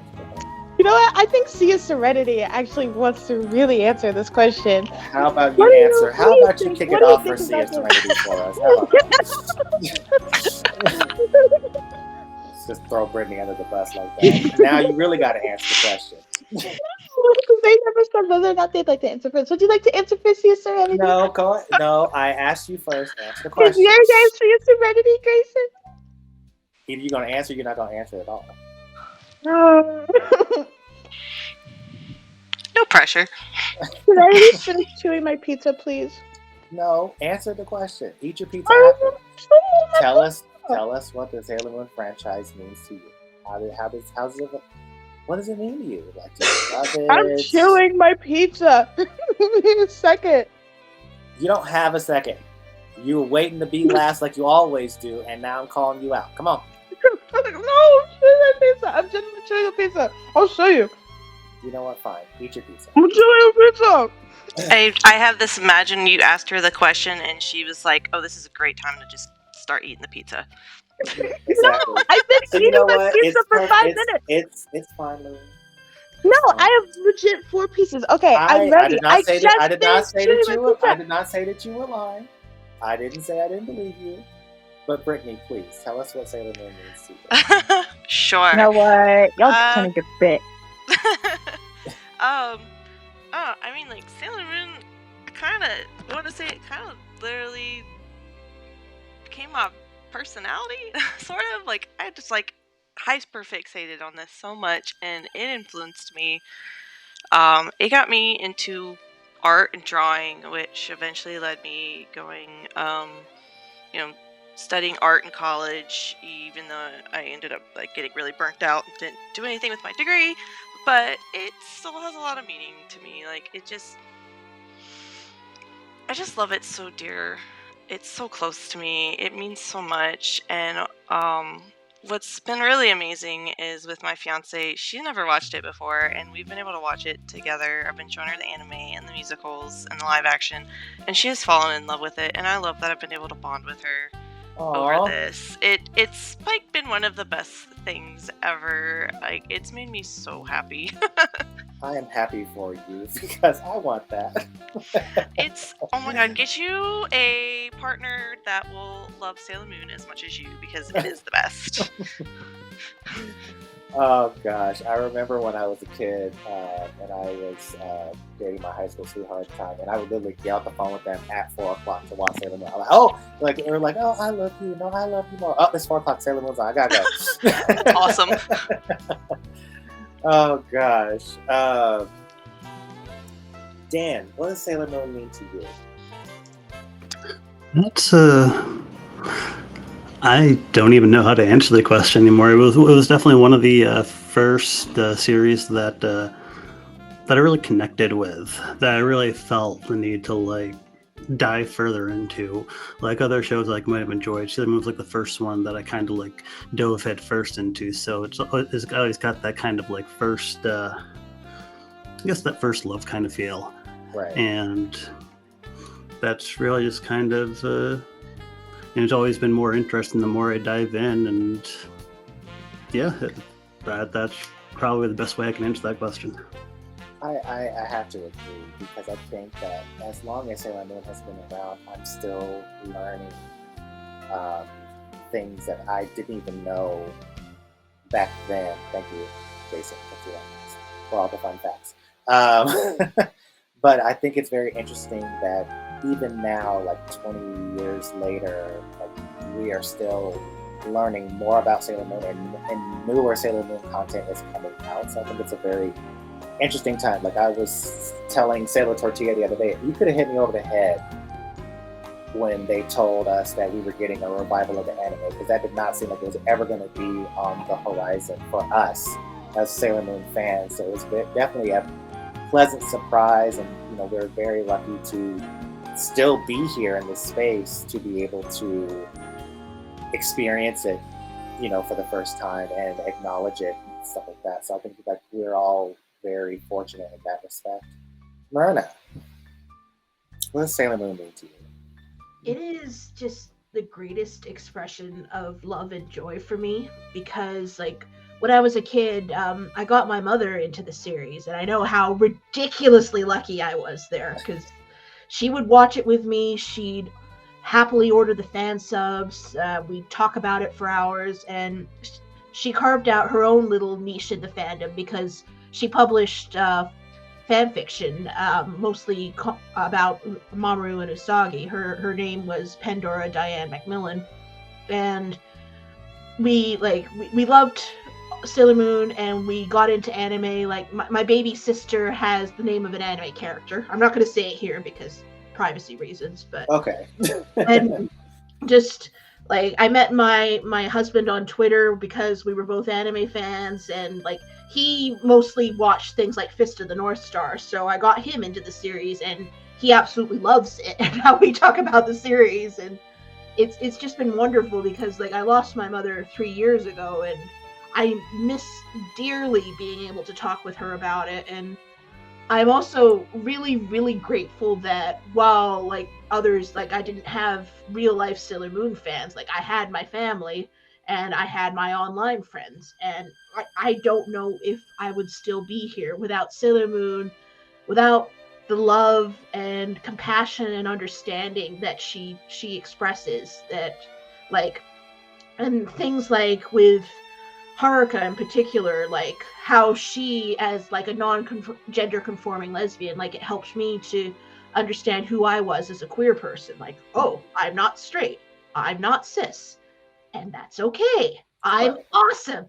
And it's like I could never leave Sailor Moon behind because she is so much a part of me and everything that I am and everybody that I know, and I am so grateful she is in my life.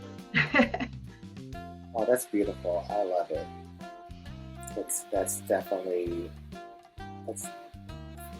oh, you had me at a loss for words. That was beautiful. Thank you for sharing that. I'm crying a little because I miss my mom so much. Yosenex, what about you? Well, I say this all the time, and I mean it. I mean, Sailor Moon is probably the closest thing I have to a religion. I mean, think about it. We have a Holy Grail. We have an Old and New Testament of the manga and the different versions and stuff like that. So, you know, in a way, yeah, it's, but it's more than that for me. I mean, it connected me to some of my friends. Like, just to quickly go through some of it. Like, one of my friends in high school, someone called her Sailor Moon, and then we just started talking from that point, and we're still friends to this day.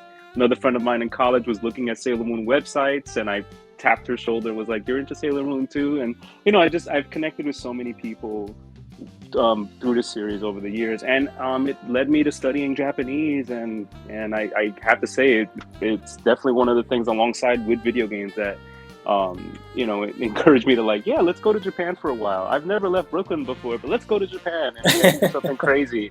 And you know, that was a very hard time, like going out there, you know, pre-YouTube, pre-social media, pre-Google Maps, but I made it out alive, I guess. But yeah, just it's connected me to so many things, and like I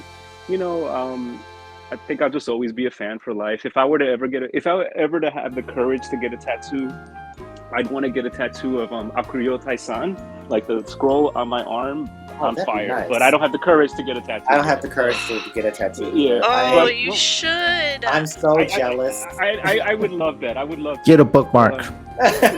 Yes, you know what? I was so mad I missed that. Like I'm like, oh, I'm gonna do it later, and I kept forgetting, and I was like, fuck. But yeah, I should have gotten your bookmark. Yeah. There's a bookmark. Yeah. Actually, I went through an independent producer in Kyoto. Mm-hmm. Okay. Really cool.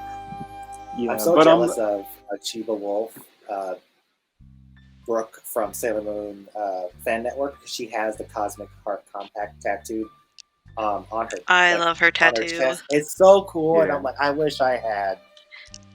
I have two Sailor Moon tattoos.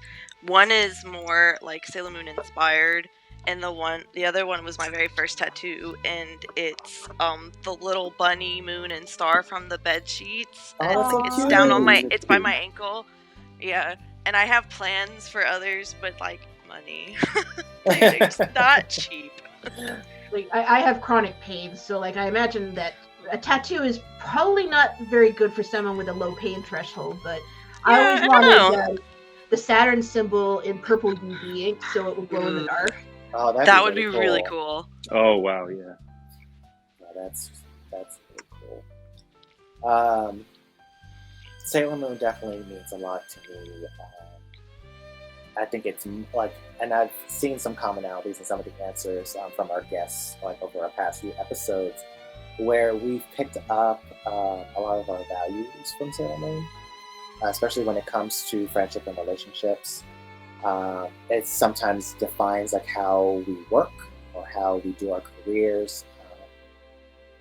You know, I aspire to being a graphic designer and working for a web design company when I was younger, and now I'm working in human services, helping people every day. So, and I think that the compassion and the love that Usagi gives to her friends and her people around her, um, definitely inspires me to try to be the best person that I can be on a daily basis.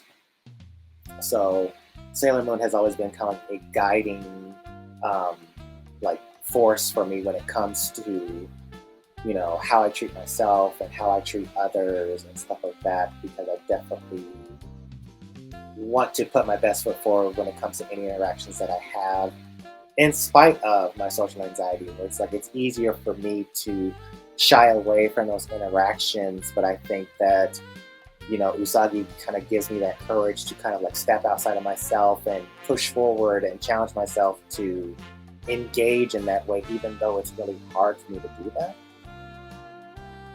So it's always She gives really, you the strength to carry on. yeah. Sorry. That's why it's my kid. um, so yeah, it's. I said this with Sailor Tortilla and Brooke, was that Sailor Moon is like a solitary joy for me. I didn't really get to share it with a lot of people growing up, and even into my adult life. My friends know what Sailor Moon is, but I don't think they have the level of appreciation for Sailor Moon that I have. So being able to engage with you guys in this atmosphere is very conducive to my heart, because I don't have these conversations every day. So I actually I look forward to these episodes, because I don't get to really share this with anyone else. So it's like, even when I get Sailor Moon merch, it's like the first place I go is online to post it, because no one else really appreciates it where I'm at. I definitely can kind of empathize with that. I do currently have one friend who, she likes Sailor Moon, but she's definitely nowhere near on the level I am, and she totally understands my level. But it's so nice to have people to be able to like have these conversations with. Like you said, having an online community has helped so much with that, like on forums and then now Discord and stuff. Right. And I think it's really, and it's just like, I'm very appreciative that I'm able to, like, actually meet you guys in this space, because it's like I have, that's one of the reasons why I want to do this episode as well, because it's like, people think that I'm like the source. I am not the source. I am being very clear on that. There are, these places that I go to, Miss Dream, Sea of Serenity, Sailor Soapbox, Tuxedo Unmasked, on a daily basis. Like, it's almost religious in a sense, where it's like, there are certain places that I go to get Sailor Moon information, Sailor Moon media or pictures or what have you, because I know what it's like to not know where to go or who to trust for this type of information, or finding the right media, because it's such, like, honestly, Sailor Moon is very much a niche community, and it's not as big as the other fandoms, or as accessible as the other fandoms, in my opinion. I could be wrong, but it just feels I agree with like, you. yeah. I Okay. disagree with that. Actually, I really much disagree with that. I don't know. I see it. I see it more prevalent than I thought. I felt that way for a long time, but maybe here in New York, at least, I see a lot of fans all the time, everywhere, of any gender, of any age. It's kind of interesting. Like, maybe people were hiding that they were fans for a long time, but Yeah. I think it's bigger than we give it credit. It wouldn't be like on Pluto TV for no reason. It wouldn't be, like, they wouldn't attempt to release musicals in the U.S. for no reason. Yeah, Like, there's like, yeah, I guess it depends where you live, like, because yeah. here, there, like where I'm at, it's kind of a mixed bag, but I definitely do get recognition when I'm like wearing a shirt, or like Right. I always have like a shirt or a purse, or I have so much stuff with Sailor Moon on it, and I'll get compliments constantly, but it's like but at the same time, I still don't run into it that often. But Mhm. Yeah, it's same like a here. mixed bag. I think it's a there are mixed like bag a for lot sure. of people who watch it and love it and read it, but the people who like make it their whole lives, like all of us here, like it's Yeah. very insular. Like everybody knows everybody else. Like everybody who is here, I follow on Twitter. They follow me back. Like we Yeah. all know each other. That's the insular part. I think is Yeah. Yeah, and a group of hardcore. crazies go to musicals from time to time because I was there with like Sailor Moon Obsession, and Oh, I've been I there with wanna go. Brad and Yeah. Chiba Wolf and all that. It was fun. Yeah. Like we make these And- wild pilgrimages. And to be fair, I think you're a little bit more well connected in the community than I am per se. I'm Mhm. definitely new in this particular space, but for me, it's like when the movies, like when they showed the Sailor Moon R movie in theaters, like I didn't have any friends to go with. I actually finagled it in such a way where when I was looking at the Boys and Girls Club at the time, I took the kids there on a field trip, and it was, and I literally had to like warn them because the asteroid scene was coming up, and I was like, look here, you're about to see something that may not be appropriate for children, but if like you need to be mature for the little kids that you are, because if you can show your maturity, then your parents will allow you to see like PG-13 movies more often. Oh my gosh, that's cute. Yeah. But, like when I went to go see Le Mouvement Finale in the theaters, I went alone. There was maybe 4 or 5 people in the theater itself. They didn't even have any theaters here showing it. Oh. It was so sad. I was the crazy singing along with it, and I was like, I would yeah. And people were like, why do you know these songs? And I'm like, I may have flown to Japan earlier last year. Actually, I have a little story about that. I went to my local theater to see Le Mouvement Finale, and one of the people who was working at the theater as like at the box office, I went to middle school with, and she remembered me, and she remembered I was a huge Sailor Moon fan because, I knew Myrna was gonna be here, so I was the Sailor Moon girl back then. Aww. It never changed, I guess. But that was a good time. Yeah, and even like on because like I didn't really like make my mark on the Sailor Moon community until I started my TikTok. And when I did TikTok, it was not because I wanted to gain a bunch of followers and views. I just didn't see enough Sailor Moon content from my experience. I was like, how am I a Sailor Moon fan and not seeing any Sailor Moon content on TikTok? And when I did see Sailor Moon content, it was always like a cute little edit to a cute little song. And I'm just like, Sailor Moon is so much more than being cutesy wootsy. And there's like so many like, visceral moments from the show that most people aren't even aware of. So when I started, I posted the clip from Sailor Moon S when she's turns to Sailor Moon without the Holy Grail, and people were amazed that something like that happened, and it really was a nostalgic thing for a lot of people. Oh, I remember this scene; it was so cool.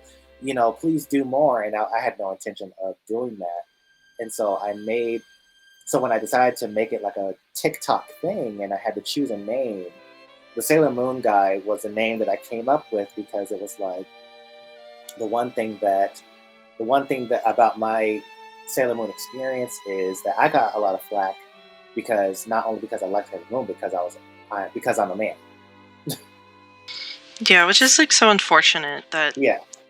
that was an issue during those times. Like, and I think sometimes still a little bit, definitely today. It still is. Like even when I would go live or something like that, people were surprised. They're like, oh, I thought you were a girl, and oh, I thought I didn't know you were a guy, and oh, you're black.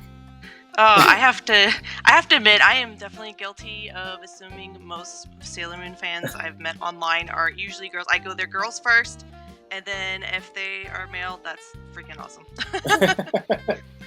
Yes, it's the majority are women, but I was like, it definitely felt validating to see like Jason and Yosenex and a friend of mine, Cypher, who are into Sailor Moon. So it was like a very validating experience for me. Because honestly, it felt like I'm the only one, and I had to keep it a secret because I felt like I was the only one that felt that way. Definitely not the first time I've heard male fans talk about it that way. As I've met some over the years, it's definitely been like, yeah, we never could really talk about it with anybody, like in real life. Right. Yeah. Even when I spent time in Japan, it was like something that was, when I was teaching there, it was something that was like ridiculed by my coworkers at first. And nowadays when I visit, like as a tourist, I'm just like, you know what? I'm just gonna fucking embrace the shit out of this and wear all the shirts I want and carry the wands to the musical and not give a fuck anymore. Yeah. You know? But once upon a time, like I was like, oh, I guess I got to keep it on the low. But now I'm just like, yeah, I kept it on the low too. And now my work desk is covered in like compacts and Sailor Moon statues. I'm like, you know whatever. Posters. No matter what I do, I'm a gaijin, right? So it's like it doesn't matter. I'm gonna be stared at funny just for existing. I'm a gaijin of color, so I'm gonna be stared at, funny. So it doesn't even matter. So just embrace it and lean all the way in. And just, I think that's a silver lining of getting older as well. You start to just who cares what other people think? Stop giving a shit. You do you. Yeah. You do you. You live your life. As long as you're happy, that's what matters. Yeah, and I just, like I tell people now, I'm like, just indulge in your quirks. It's fine. Like, this is your time. Okay. And Lumi keeps popping off and on. I don't know what's going on with her. But, just to move along, because I know that we have been talking for a while now, but, like, as far as, like, Sea of Serenity, Miss Dream, and Sailor Soapbox, like, how, like, what made you get started on these, like what made you, like, this is the thing I'm going to do, like, this is the project that I'm going to start? Who wants to go first?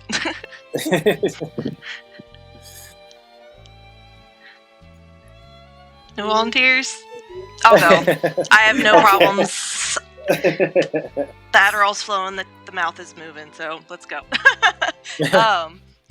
So a long time ago, in a galaxy far no. So back when the revival started happening, I knew Sailor Moon Forum had started. I don't know if any of y'all remember the Galaxy Cauldron Forum. Yes. And like at that point in time, I had not been on any of the other forums. Like I knew of GenFid, I knew of them, but I didn't really do forums, especially like really bigger established ones, because I always had a hard time getting into them. So anyway, I joined that forum. I eventually became an admin on there. I was an admin for about 5 years with that forum. I met my translator, who she goes by Akiko, and like even to this day, she's a very private person. She lives in New Zealand, so she's halfway across the world. So we don't get to really talk a whole lot, especially in these last years. And so I don't even know her like actual first name still. Like, and I've known this girl for 10 years, and but she's the one that really got me into the musicals, and she essentially got me to watch them all. And at some point we were like talking, and she had done a translation or two of some of the musicals back then. I never like really, as far as I remember, she never put it up anywhere. Just maybe like privately shared it. And then like we got to talking, and we were like, man, there's no one complete translation of all the musicals. And this is before the Nelky musicals started back in it was 14 the first Nelky, so it was like right before all that when we started talking about this. Okay, yeah, so we opened the site in 13, but we had already been like talking about this for a while. So at this point we're like, there's no one consistent translation of all the recorded Bandai musicals, and she really wanted to tackle that and have a place for it. And I was like, well, I have this domain name I've been sitting on. Like, I was gonna make a forum with it, but I didn't do anything with it. It's like, we could make a website and I'll host it for you. And it just went from there. And like I kind of always wanted to have a Sailor Moon site, but like just never got far enough to do it, and that was kind of like my push to do it. So I had and I still have lots of ideas and things I want to do with it, but I'm really bad at follow through with most of my ideas. But we at least got all the musicals done. Yes. And we did the live action, and Yes, then you we did. of course worked on the new shows, and like those were really like what was important for us, was getting most of that out into the public, so people have one place to get all of them, and it's a consistent translation that uses, you know, the same like romanizations for names and this all across it. So that was kind of like our initial goal with that. And that's how we got started, 10 years ago. Yeah, and you've done a great job. Sailor Moon sites are very niche, so it's like, you know, you definitely want to do something that sets yourself apart from the others, and also allow you to stand in your own right, and not be dependent on others to inform your content. So Right. That's why I was like, oh my gosh, you guys have become staples in this community, because it's basically, yeah, there's the official Sailor Moon website, but these are the sites that you go to for your content, because that's where you're going to get the most out of this fandom, is from these sites. So I definitely appreciate you doing that, and I'm so glad you're still around. Yeah, my goal always was, even if we stop translating, which like we haven't really done much in the last several years now, as far as new translations. But my goal was, even if we're no longer doing it, I want to have the website like always available. Like I will, as long as I live, I will always pay for it. I will always keep it up, and I want to have access to anybody. I mean, unless I get a cease and desist and I have to take the site down or something major happens. But even in that, I would try, like when I made my Discord, that was like my intent of trying to find another way to distribute things.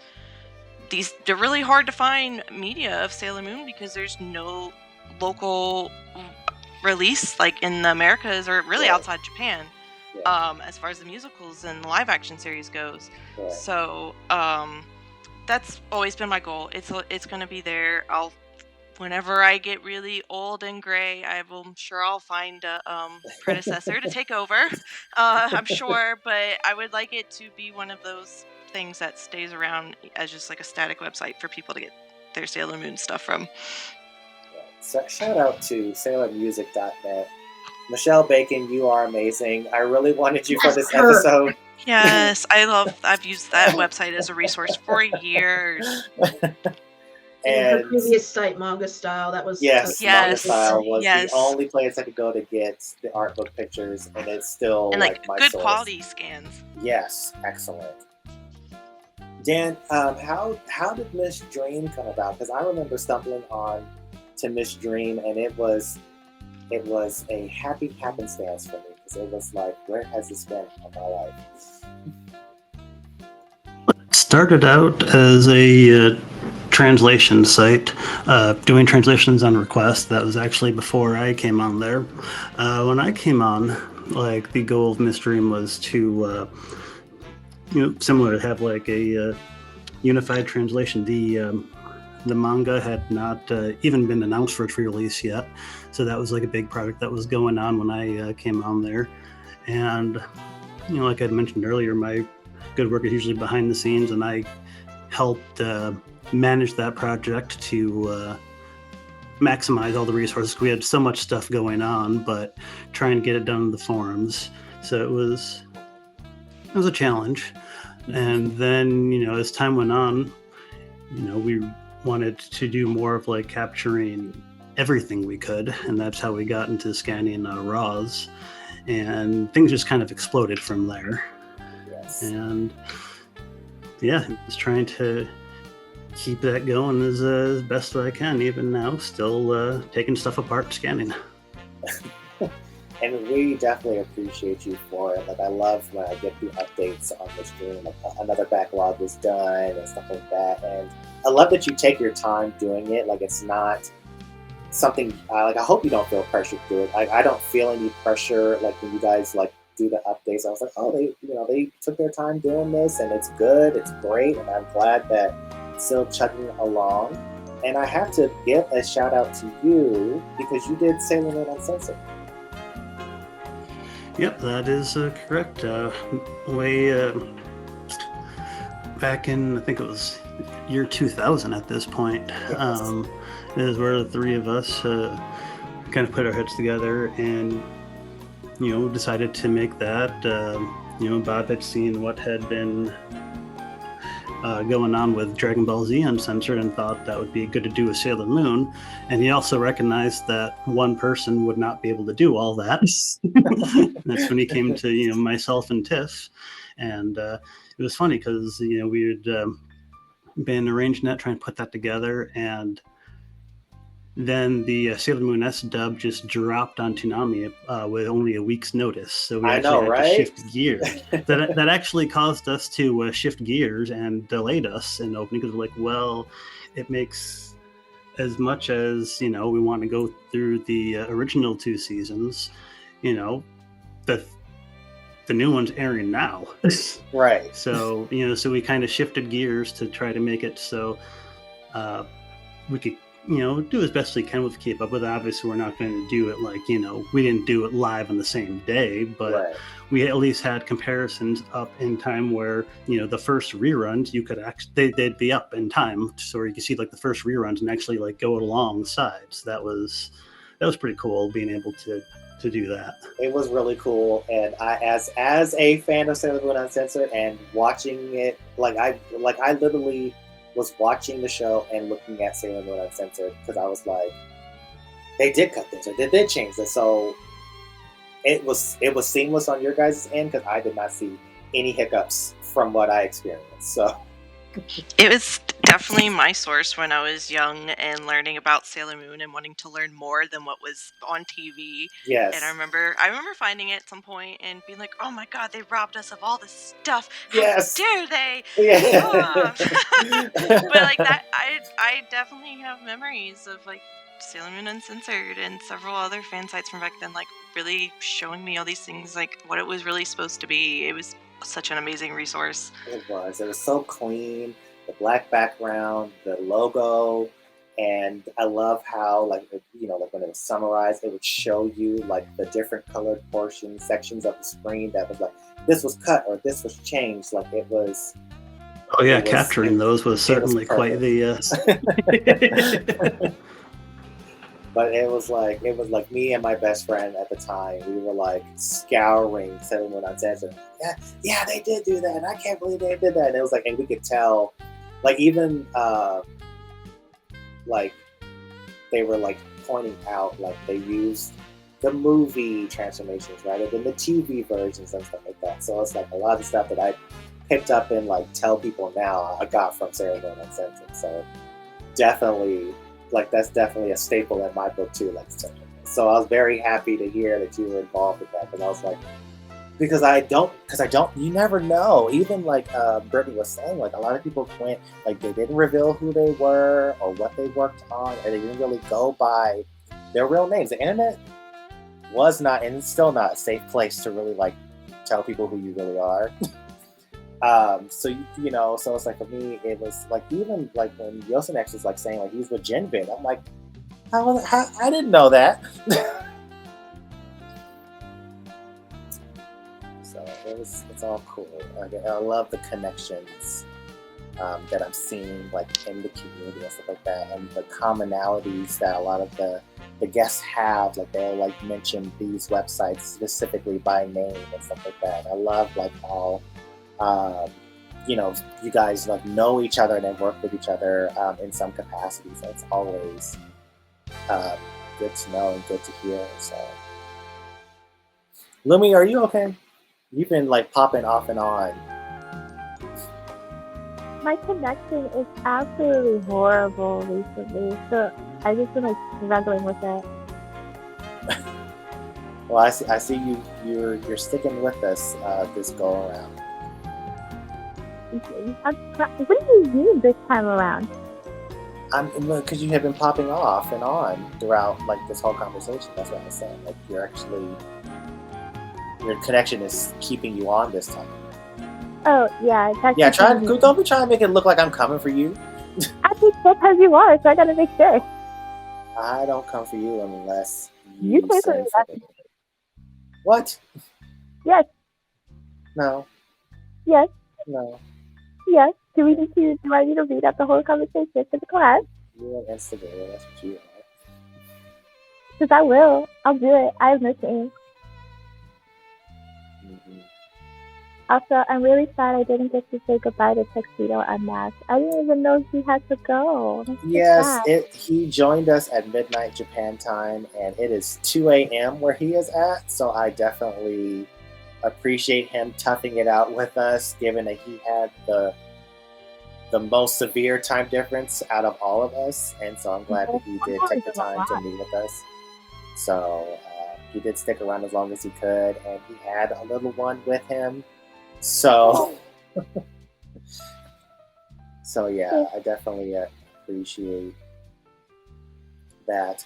So most of the sites that you guys have been working on, Sailor Soapbox, Miss Dream, Sailor Moon Uncensored, even Sea of Serenity, they're over a decade old. And I have to say these have to be passion projects because I just can't imagine, working on something for so long without having a passion or love for it to maintain that type of longevity.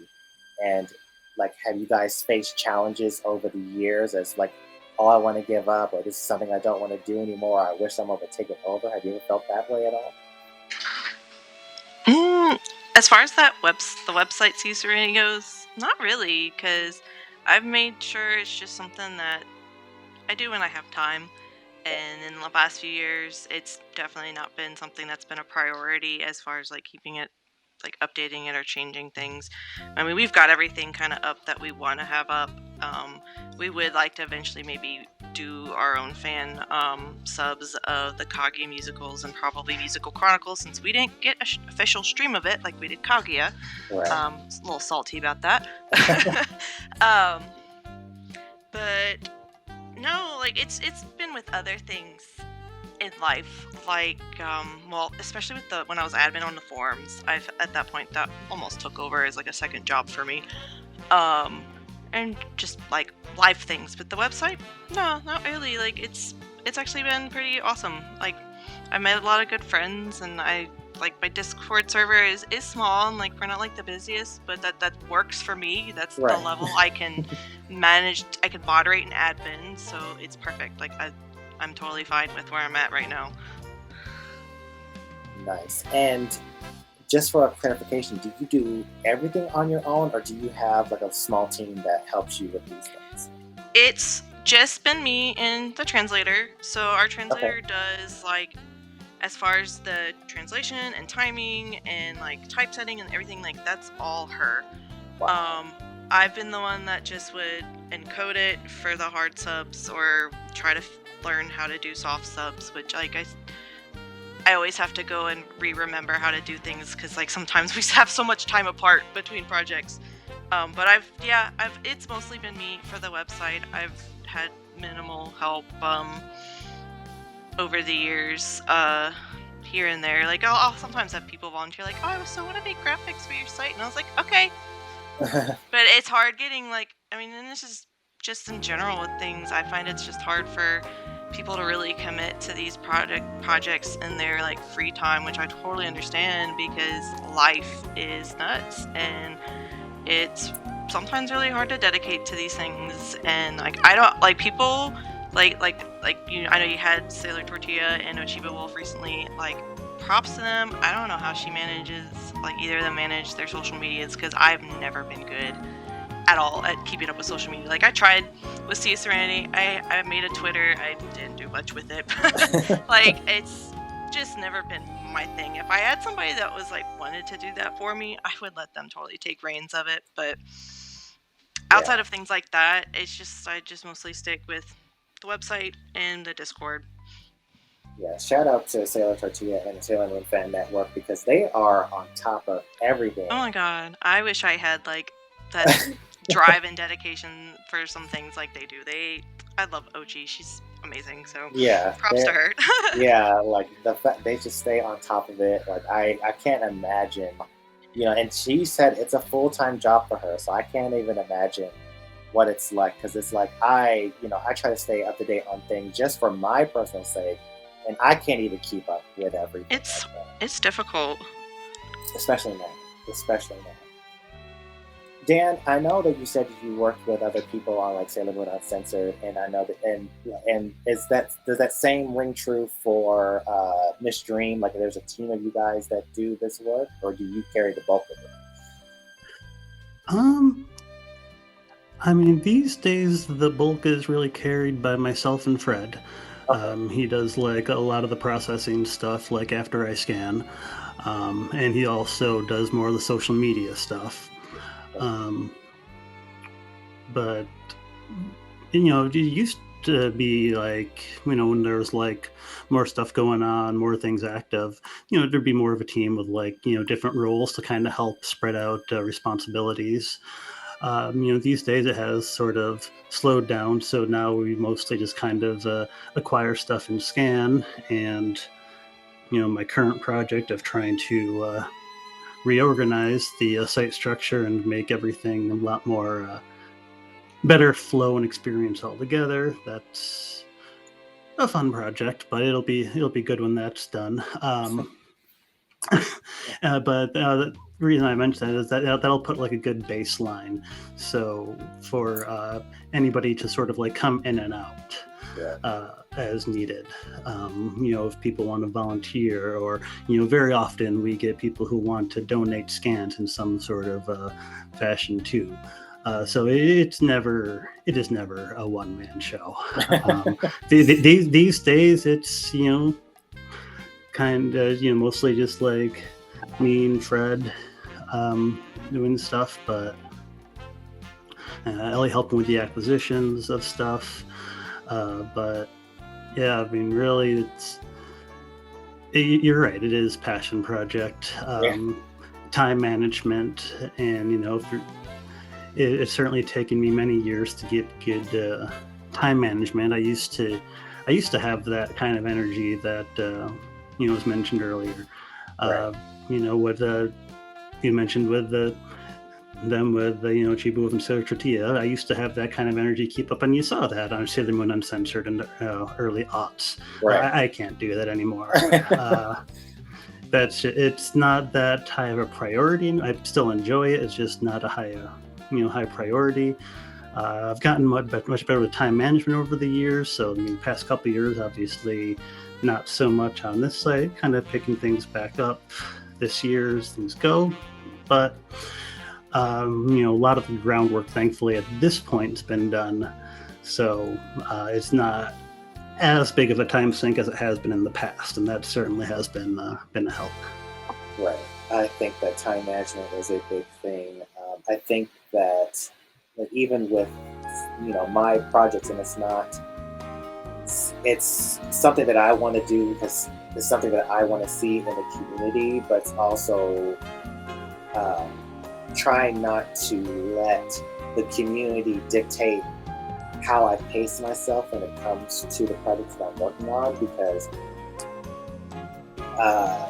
sometimes the community never sleeps. Yeah, community never you sleeps, cannot let them dictate. And they want it like right now. And it's just like and the reason why I asked, is it just you? Is it the team? Because I want our audience to realize that it's not a large company or corporation or a huge team of 15-20 people that are working on these things. These are passionate individuals that are taking time out of their busy days and their busy schedules to work on something that they love, that they want to share with you, and being able to appreciate that where it is. So like for me, it's like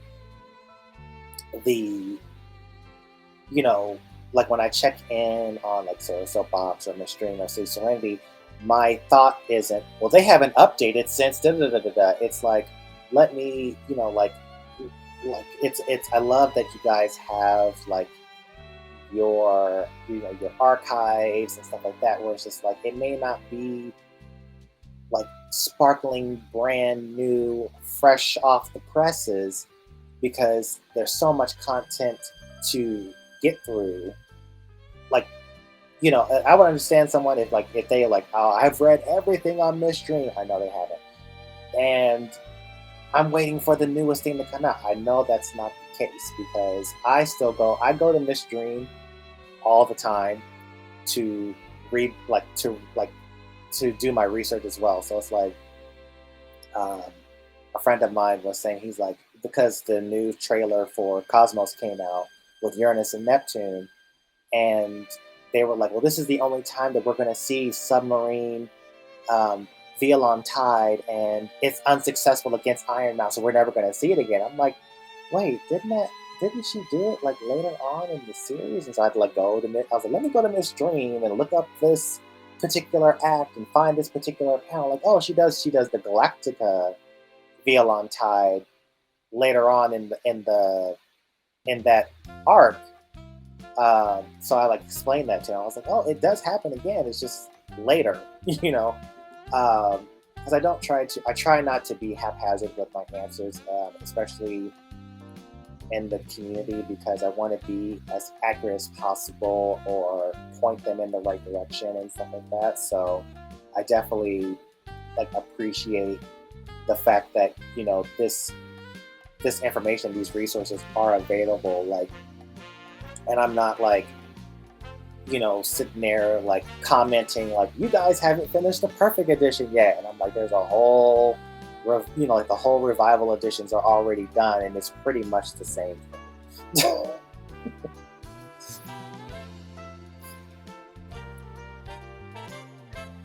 And Myrna, as far as Sailor Soapbox, I know you've been doing that for a long time, and for the most part it's just been you doing this as well, right?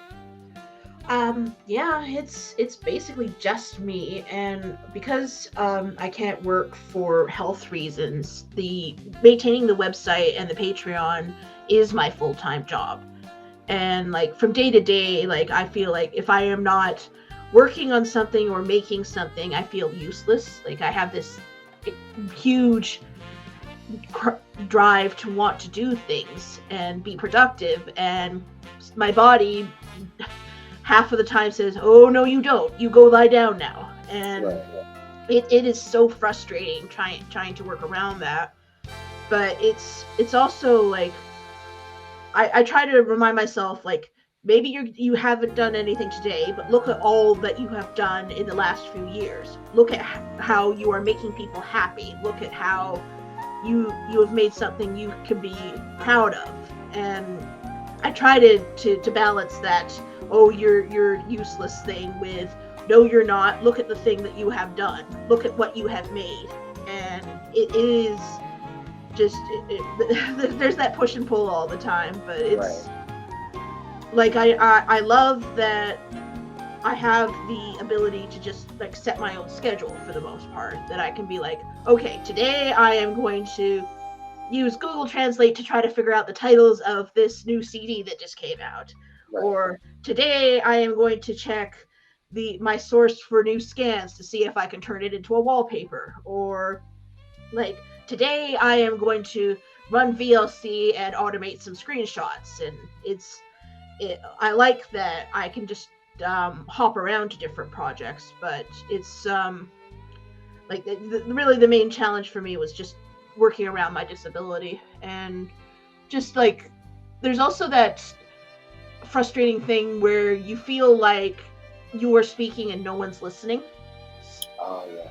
Because like I often get like negative feedback, and that's the feedback that I hyper focus on, instead of the people who are like, oh, I love this, keep it up, etc. Like I'll see somebody talk about Crystal Tokyo Radio saying, oh, there's not enough music on it, and I'm just like, where do you expect me to get more music? Like, And where do you expect to? And where do you expect to? Where else are you going to listen to this at?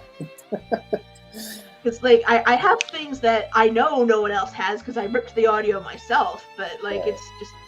it's a niche within a niche. I can only do so much here, Right. and just I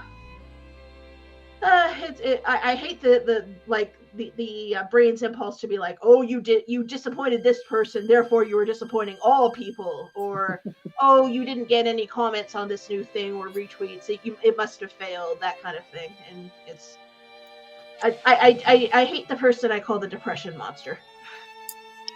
It's a hard struggle. Yeah, it's very Again. interesting that you brought that up. Like, Dan and Brittany, have you guys faced like similar challenges when it comes to the community, like negative feedback or overwhelming demand when you're like, hey, it's just me and one other person working on these things? Like, Yeah, especially at first, when we first came out, there were some fans I never, like, they would, so like, we had Tumblr back then, and we would get the anonymous asks, and they were always anon, but there's always definitely some negative ones, and Coward. that were pretty trashy towards like our translator and stuff, and it's just that died off after like a couple of years, and thankfully since then it hasn't really been like much negativity.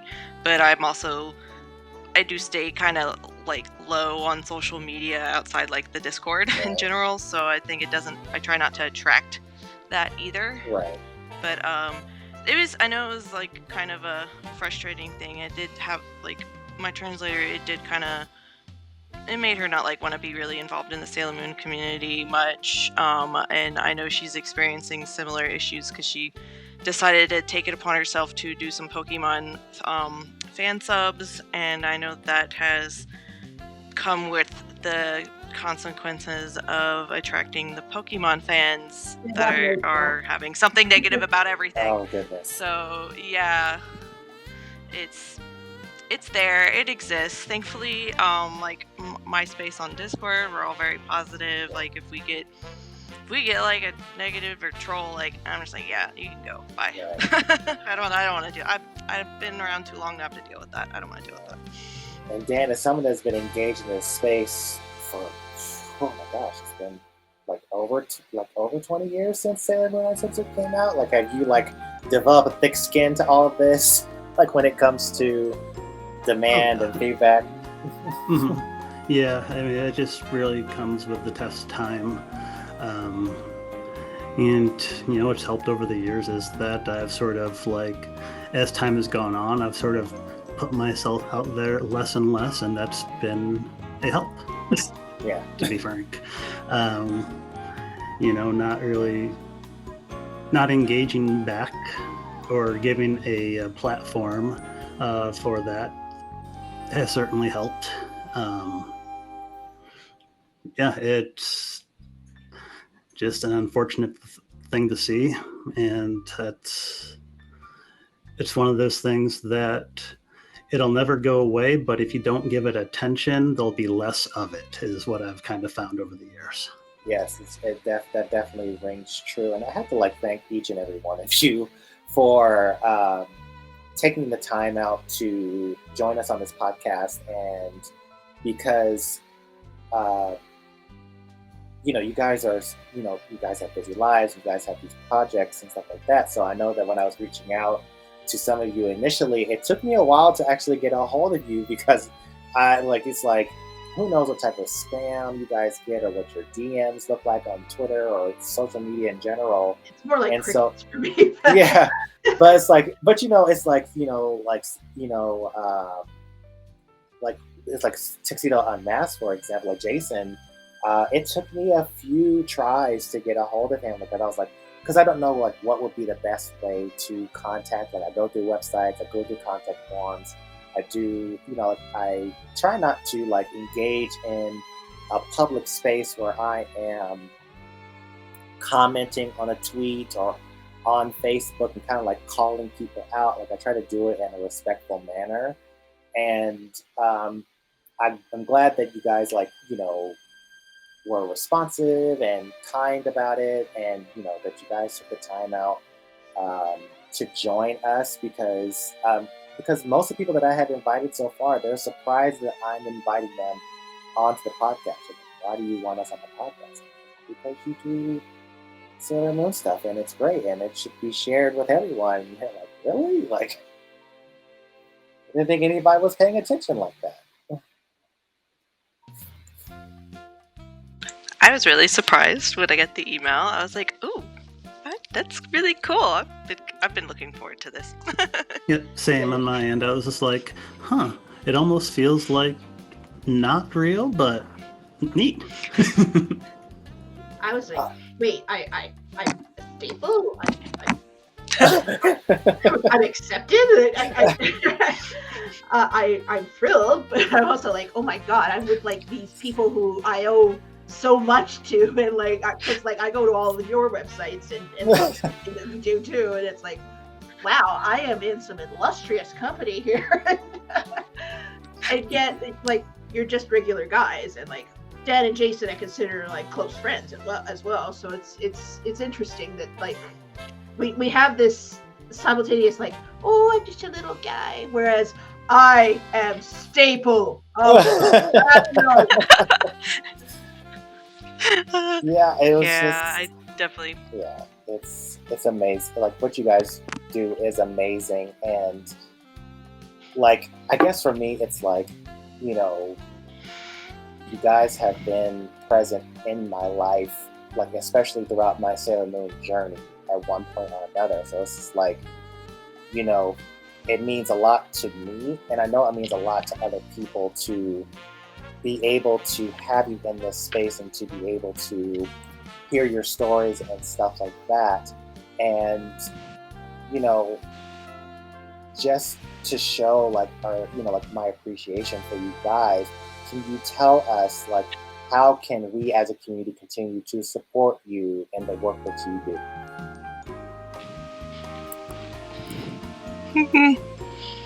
I mean, if anybody out there does know a lot more about web development than I do with my poor little WordPress using self, hit me up. Because I as Dan's mentioned with this dream about wanting to reorganize and working on that, it's definitely been something on my mind to do one day. I definitely feel like I could reorganize the site a lot. So like there's that aspect of it. Outside of that, like honestly, just saying that you appreciate our translations and you appreciate the work is like awesome. Like that's all we could really ask for. And not even that. Like I put this out there. I didn't go do it to get like accolades and stuff. I want to share my love, and I love the musicals and live action with like other fans. And then if I'm really gonna do a plug, we do have a Ko-Fi, and I don't really like plug the donation things often because I never want people to have to like feel like they owe or pay for anything. It is simply any money people do feel with their gracious hearts to donate is strictly towards the cost of running the website, and like that would be it. That's it.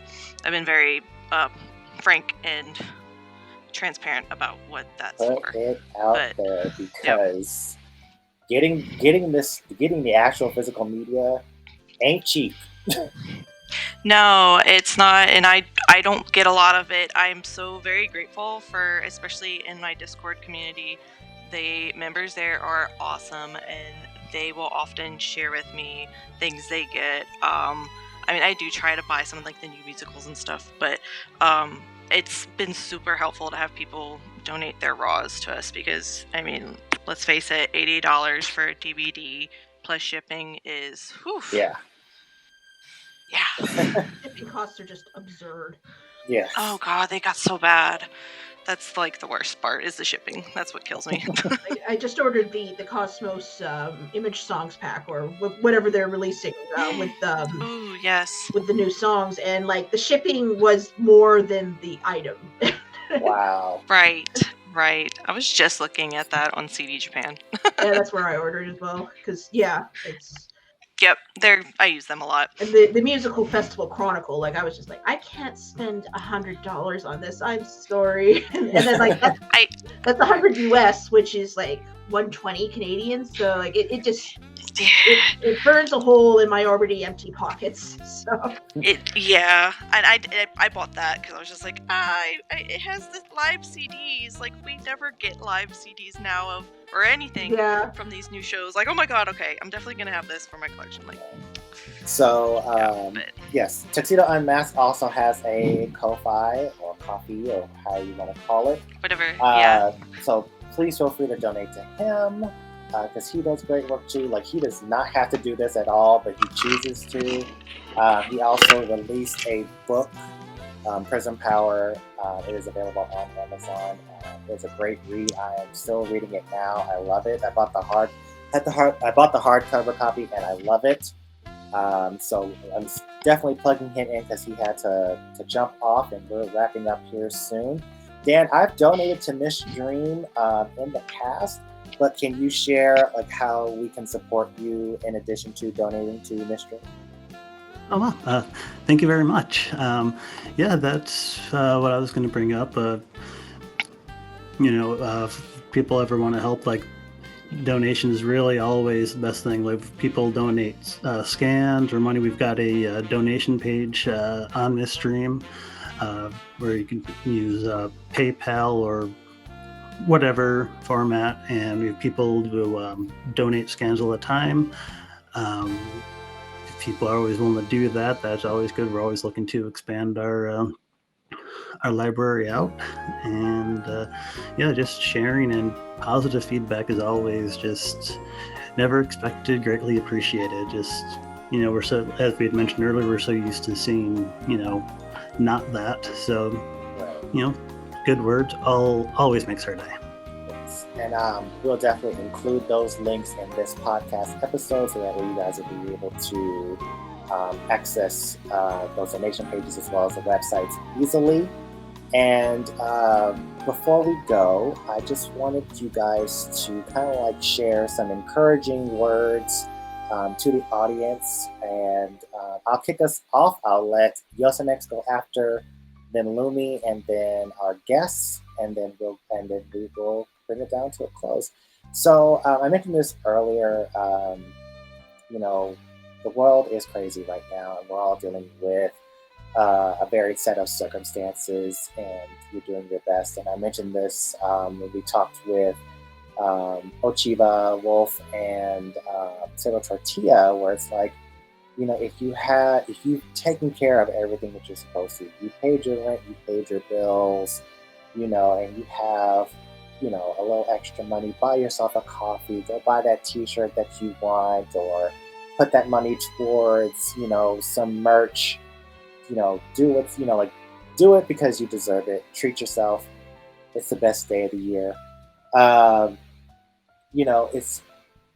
Life is short. Indulge in your quirks. It is okay to be you. It is okay to like the things you like. As long as you're not hurting anyone, it shouldn't matter. You're allowed to take up space. You are not a burden to anyone. And, definitely love yourself, take care of yourself. And to take a page out of Z's book. She was not able to join us today, but, she is with us in spirit, and we love her. And I'm going to steal a page out of her book and tell people, if you can, smile, because you always look better when you smile. And to hydrate, drink your water, stay hydrated. And Lumi, what about you? Give us some encouraging words.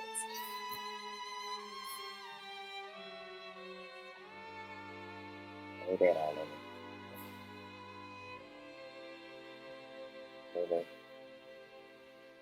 Lumi.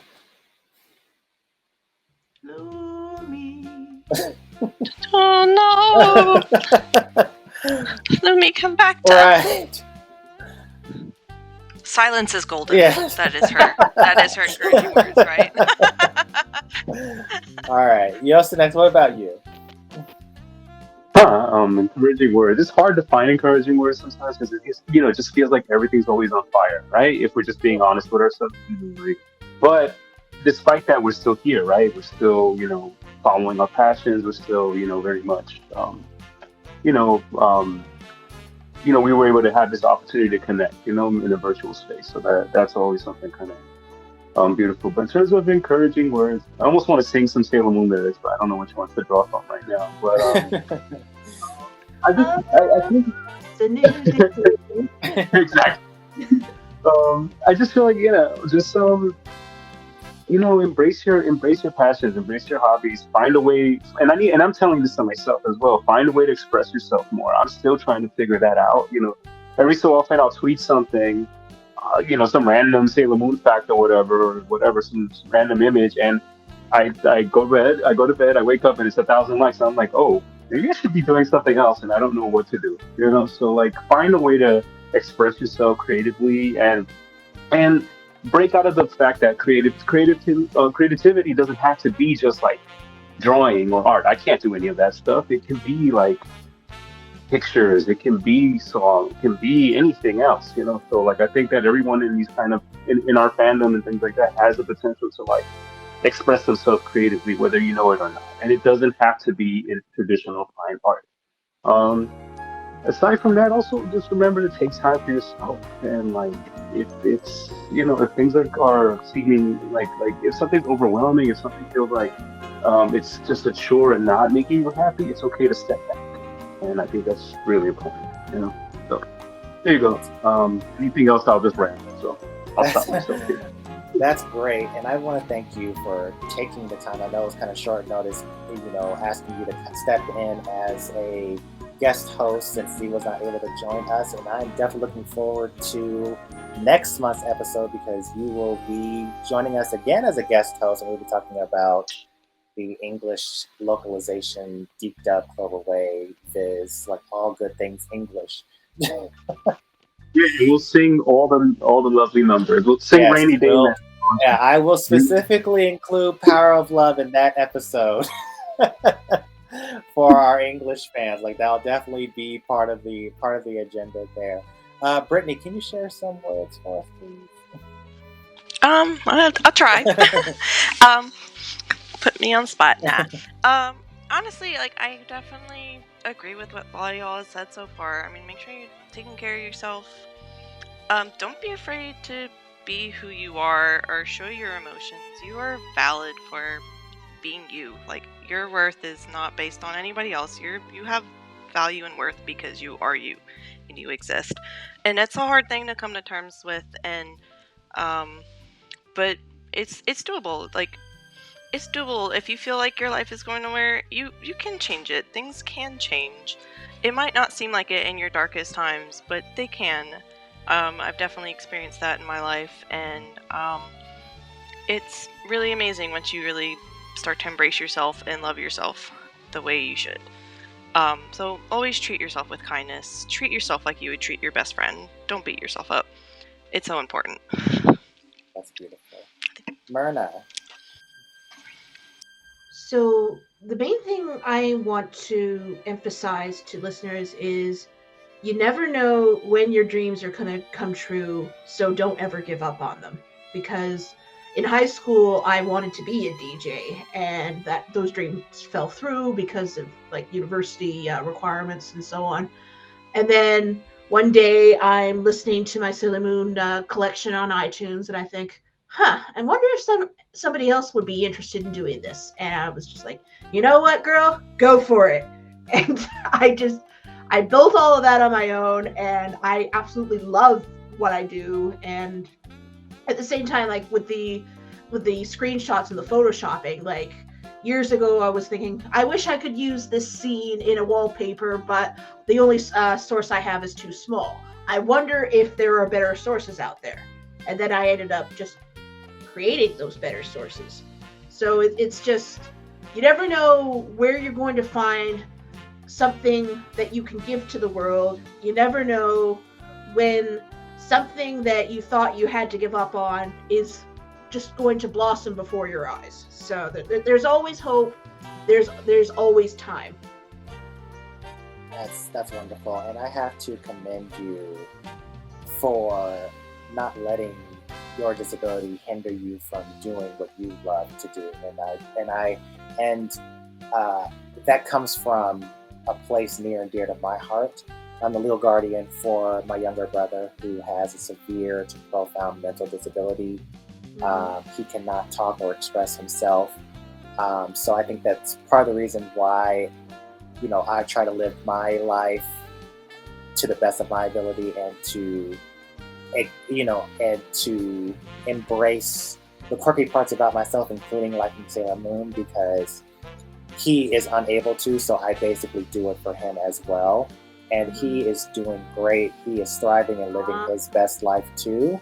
So it's not taking anything away from him, but it's definitely an encouragement, not only from you, but from him that, it's okay to be you, regardless of what state you're in, and you can still live a full, thriving life.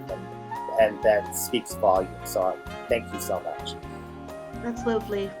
I'm glad that you're there for him, because my sister is autistic too, so like half of like my life is being her guardian. So it's just one of the things like I do a lot is try to do like disability advocacy, like say, okay, just because I cannot work a job does not mean I am not worthy. Right.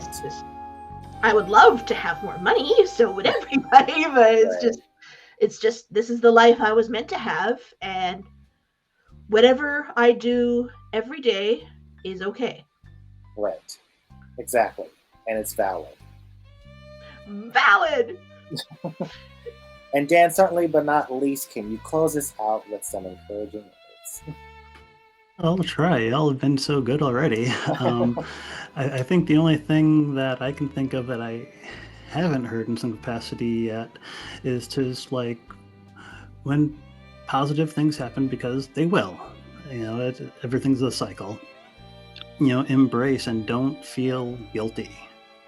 I see like a lot of guilt when from people when things go well, because if you look around at the world, things are not as well. So it's, I see people like, maybe like getting in better spots, but not able to fully enjoy it. And I think that you really should,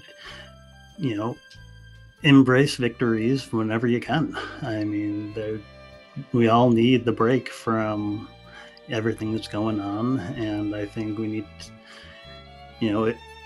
when positivity comes, we need to just embrace that and hold on to that for as long as we can.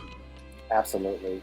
Positivity begets positivity, and feeling guilty or negative about, your positive situation does not help someone realize that their negativity will turn into positivity at one point. Just because they're not experiencing it right now does not mean they won't ever experience it. It's just a matter of time and patience and giving yourself the grace you deserve to allow those things to happen for you. Well said. I want to thank each and every one of you for joining us. Thank you for joining Moonlight Justice, and have a great day. Thank you so much. Thank you for having us. All right, take care. Thank you so much. Right. Bye-bye. Bye-bye. Hey. Thank you so No much. problem. Bye. Thank you. It was awesome. All right. Also, I'm like saying this now. I followed Sia Serenity since I was a little girl, so I've been on your website since then. I used to go on your Oh. website on my little 3DS, Oh my and I would get in god. so God, much that's awesome. trouble at night because my mom would be like, Nuh-uh. "Get off the 3DS," and I was like, "Oh shit, I didn't know." And it's just like, I can hear you on that damn website, and I'm like, "Oh shit." Really? How long Yeah. ago was that? I'm like, because now I'm starting to feel old. Yeah, we're Leave like, leave it to Lumi to make us all feel like we're like geriatrics. Like I've loved your website since I was a little girl. Like I'm almost 21 now, so like I don't Oh, know how oh old I god. was. yeah. Oh god. What is wrong with you? I'm sorry. I didn't want to go so far because here's the thing. I Oh like gosh. so I have wait. You So do this I all the time. Here's the thing. learned Let me explain. Hear me out. I'm so serious though. you never let me finish. Oh my god. He never lets me finish. so quick to call us out on our age, but look who you're calling for help. I wasn't calling you out on your age. I literally all you I do this said. every time. You're telling Brittany like, oh, I've been following you since I came out of the womb. Wait, that is not true. I've been following them since I was 10 years old. Our age at one time, you're like, gosh, you're older than my mom. I'm like, oh my gosh. Like, Oh, no. Well, actually, I said you're younger than my mom because my mom's 39. Oh, good. I'm younger than your mom, too. 38. So, that is an indication that does not make it any better. If you're going to say something about me talking about people's age, at least get the facts straight, right? The fact that you have to relate my age to your parent is a problem. Well, because I consider you my family, and it's not like I do it on purpose. Just big brother. Yeah, he's my big brother. My big brother, who I had a tantrum with yesterday because he made fun of my ADHD. Aww. Yes, because I told her 3-4 times who our guests were going to be today. And she messaged me yesterday. It was like, who's coming on? And I'm like, I do this every time to make sure that I get it right so I'm not being rude. And I'm like, who are you? Because I did that once. And I felt so bad. So I do it to make sure that I don't do it again. Girl, I so relate. It doesn't matter if you're an expert or not. Technology's just gonna be stupid. okay, let's not do this to us. We're not that old. Well, I think I'm the oldest one here, I'm sure. But I think we're Are all we gonna have to do an age age comparison An here? age check. We know Lumi's the baby. She's like 20. Yeah, we can go put her in timeout. I'm already being bullied and I just got here. No We one's love bullying you. Let's all determine our age by how we got into Sailor Moon. Oh God. I got into Sailor Moon in kindergarten. Oh Are we God. really doing this? All right. So I watched the pilot episode in 1995 when I was in high school. Okay, yeah, Oh, yeah. You are the oldest. Okay. Wow. You're probably about Shoot, my. I don't want to say it, but damn, You're old. probably about my fiance's age then. How old is your fiance? Is he like 40 or something? He's what? Jeez, Lumi. 46. 46. Mhm. Damn, my grandma's in her 50s. Yo, that's not Whoa. cool though. Yo. Hi, nice to meet you. My name is Lumi. I'm the baby. More like the brat. You know what? You know what isn't a brat though? Getting your hair He's done. nuts. Oh, she's nuts. You said I need a what? You need to change your character's color to pink because you're a brat like Chibiusa. You know what? How about you get bit? How about that? This is getting aggressive. Oh, she's spicy. This is clearly Sailor Moon RGB Yusa. Yes. Yes. So fun fact, I don't think I've ever mentioned this to Myrna, but I'd actually, during the drafting stage of a comic for Disney, I had actually named the villain Myrna. I was really psyched about this, but they made me change the name. Aww. You were almost a villain in a Disney comic. I promise you, we don't purposely plan these sessions to be 2-3 hours long. The conversation just gets so good it goes that long. So that's why we always. And then She below died. Lumi is Dan. Hi, Dan. Maybe. Oh, Oh no. Dan? Dan! Lieutenant Dan! Did we lose Dan? Dan TDM. Oh Dan. Okay, it crashed a bit. Oh. Oh! Okay. Oh, thank God. Okay. Sorry. Nope, Dan, he, him, done Miss Dream, Sailor Moon Uncensored, and Tech Help What? for many. You did Sailor Moon Uncensored? You did Well, me and two friends, but yes. Oh my gosh. Yes, myself and two friends, yes. I'm Oh, wow. having whiplash. We are in good company. You had friends? I feel like I'm among legends right now. I need to work on this. That is correct. Yeah. So yeah, my name is actually Yosenex. Nothing special about that. It's just a made up name, but that's my real name. And just a little bit about me in terms of like the fandom. I was a big part of the Genvid forums, like Okay. What? back in the day. You never yeah, told yeah. me that. Like we were part of the book Warriors of Legend, Reflections of Japan and Sailor Moon. Like I was the photographer, Okay. so I've been to the real Azabu Juban to like Oh my take god, I pictures. have that book. I could. My name is I've in the always book. wanted that book. Oh, in the book, you will find my name Wow. in that book. Oh my Yeah. god. I'm So do you have also any extra copies, is what you're saying? I mean, this book is almost 20 years old. Yeah. So Oh my my copy God. It's is still like on tattered. Amazon. Yeah, and aside from that, I'm just a diehard fan that has way too many toys and is running out of space. Yep. I think we can all say that. Yep. Yeah. I think we're all there. Yeah. You know, I have extra space if you ever need more space. You don't have no extra space. Yes, I do. And I have been wanting Yosenex to join us for a while. He was very modest. He didn't tell me any of the things he just said. Because I did say that. I said, bear with me just a moment. I got to get these questions because they want Oh, I the didn't hear notes. you. Yeah, because you're not listening to me. That's all. Because I'm taking my hair out, my bad. Okay, And there's like just six other taking, are you people. putting hair in your ears? There's hair in front of my ears. You biscuit. You biscuit. Face is a biscuit. You're built like a biscuit. That's about as bad as you granola bar. Yeah. You know we can't Yeah. say the word talented around here without it having a double meaning, right? Ah, that's right. Yeah, you know. I got lots of that talent. Okay, You know what so, else I got a lot of? what? These nuts. Oh my god.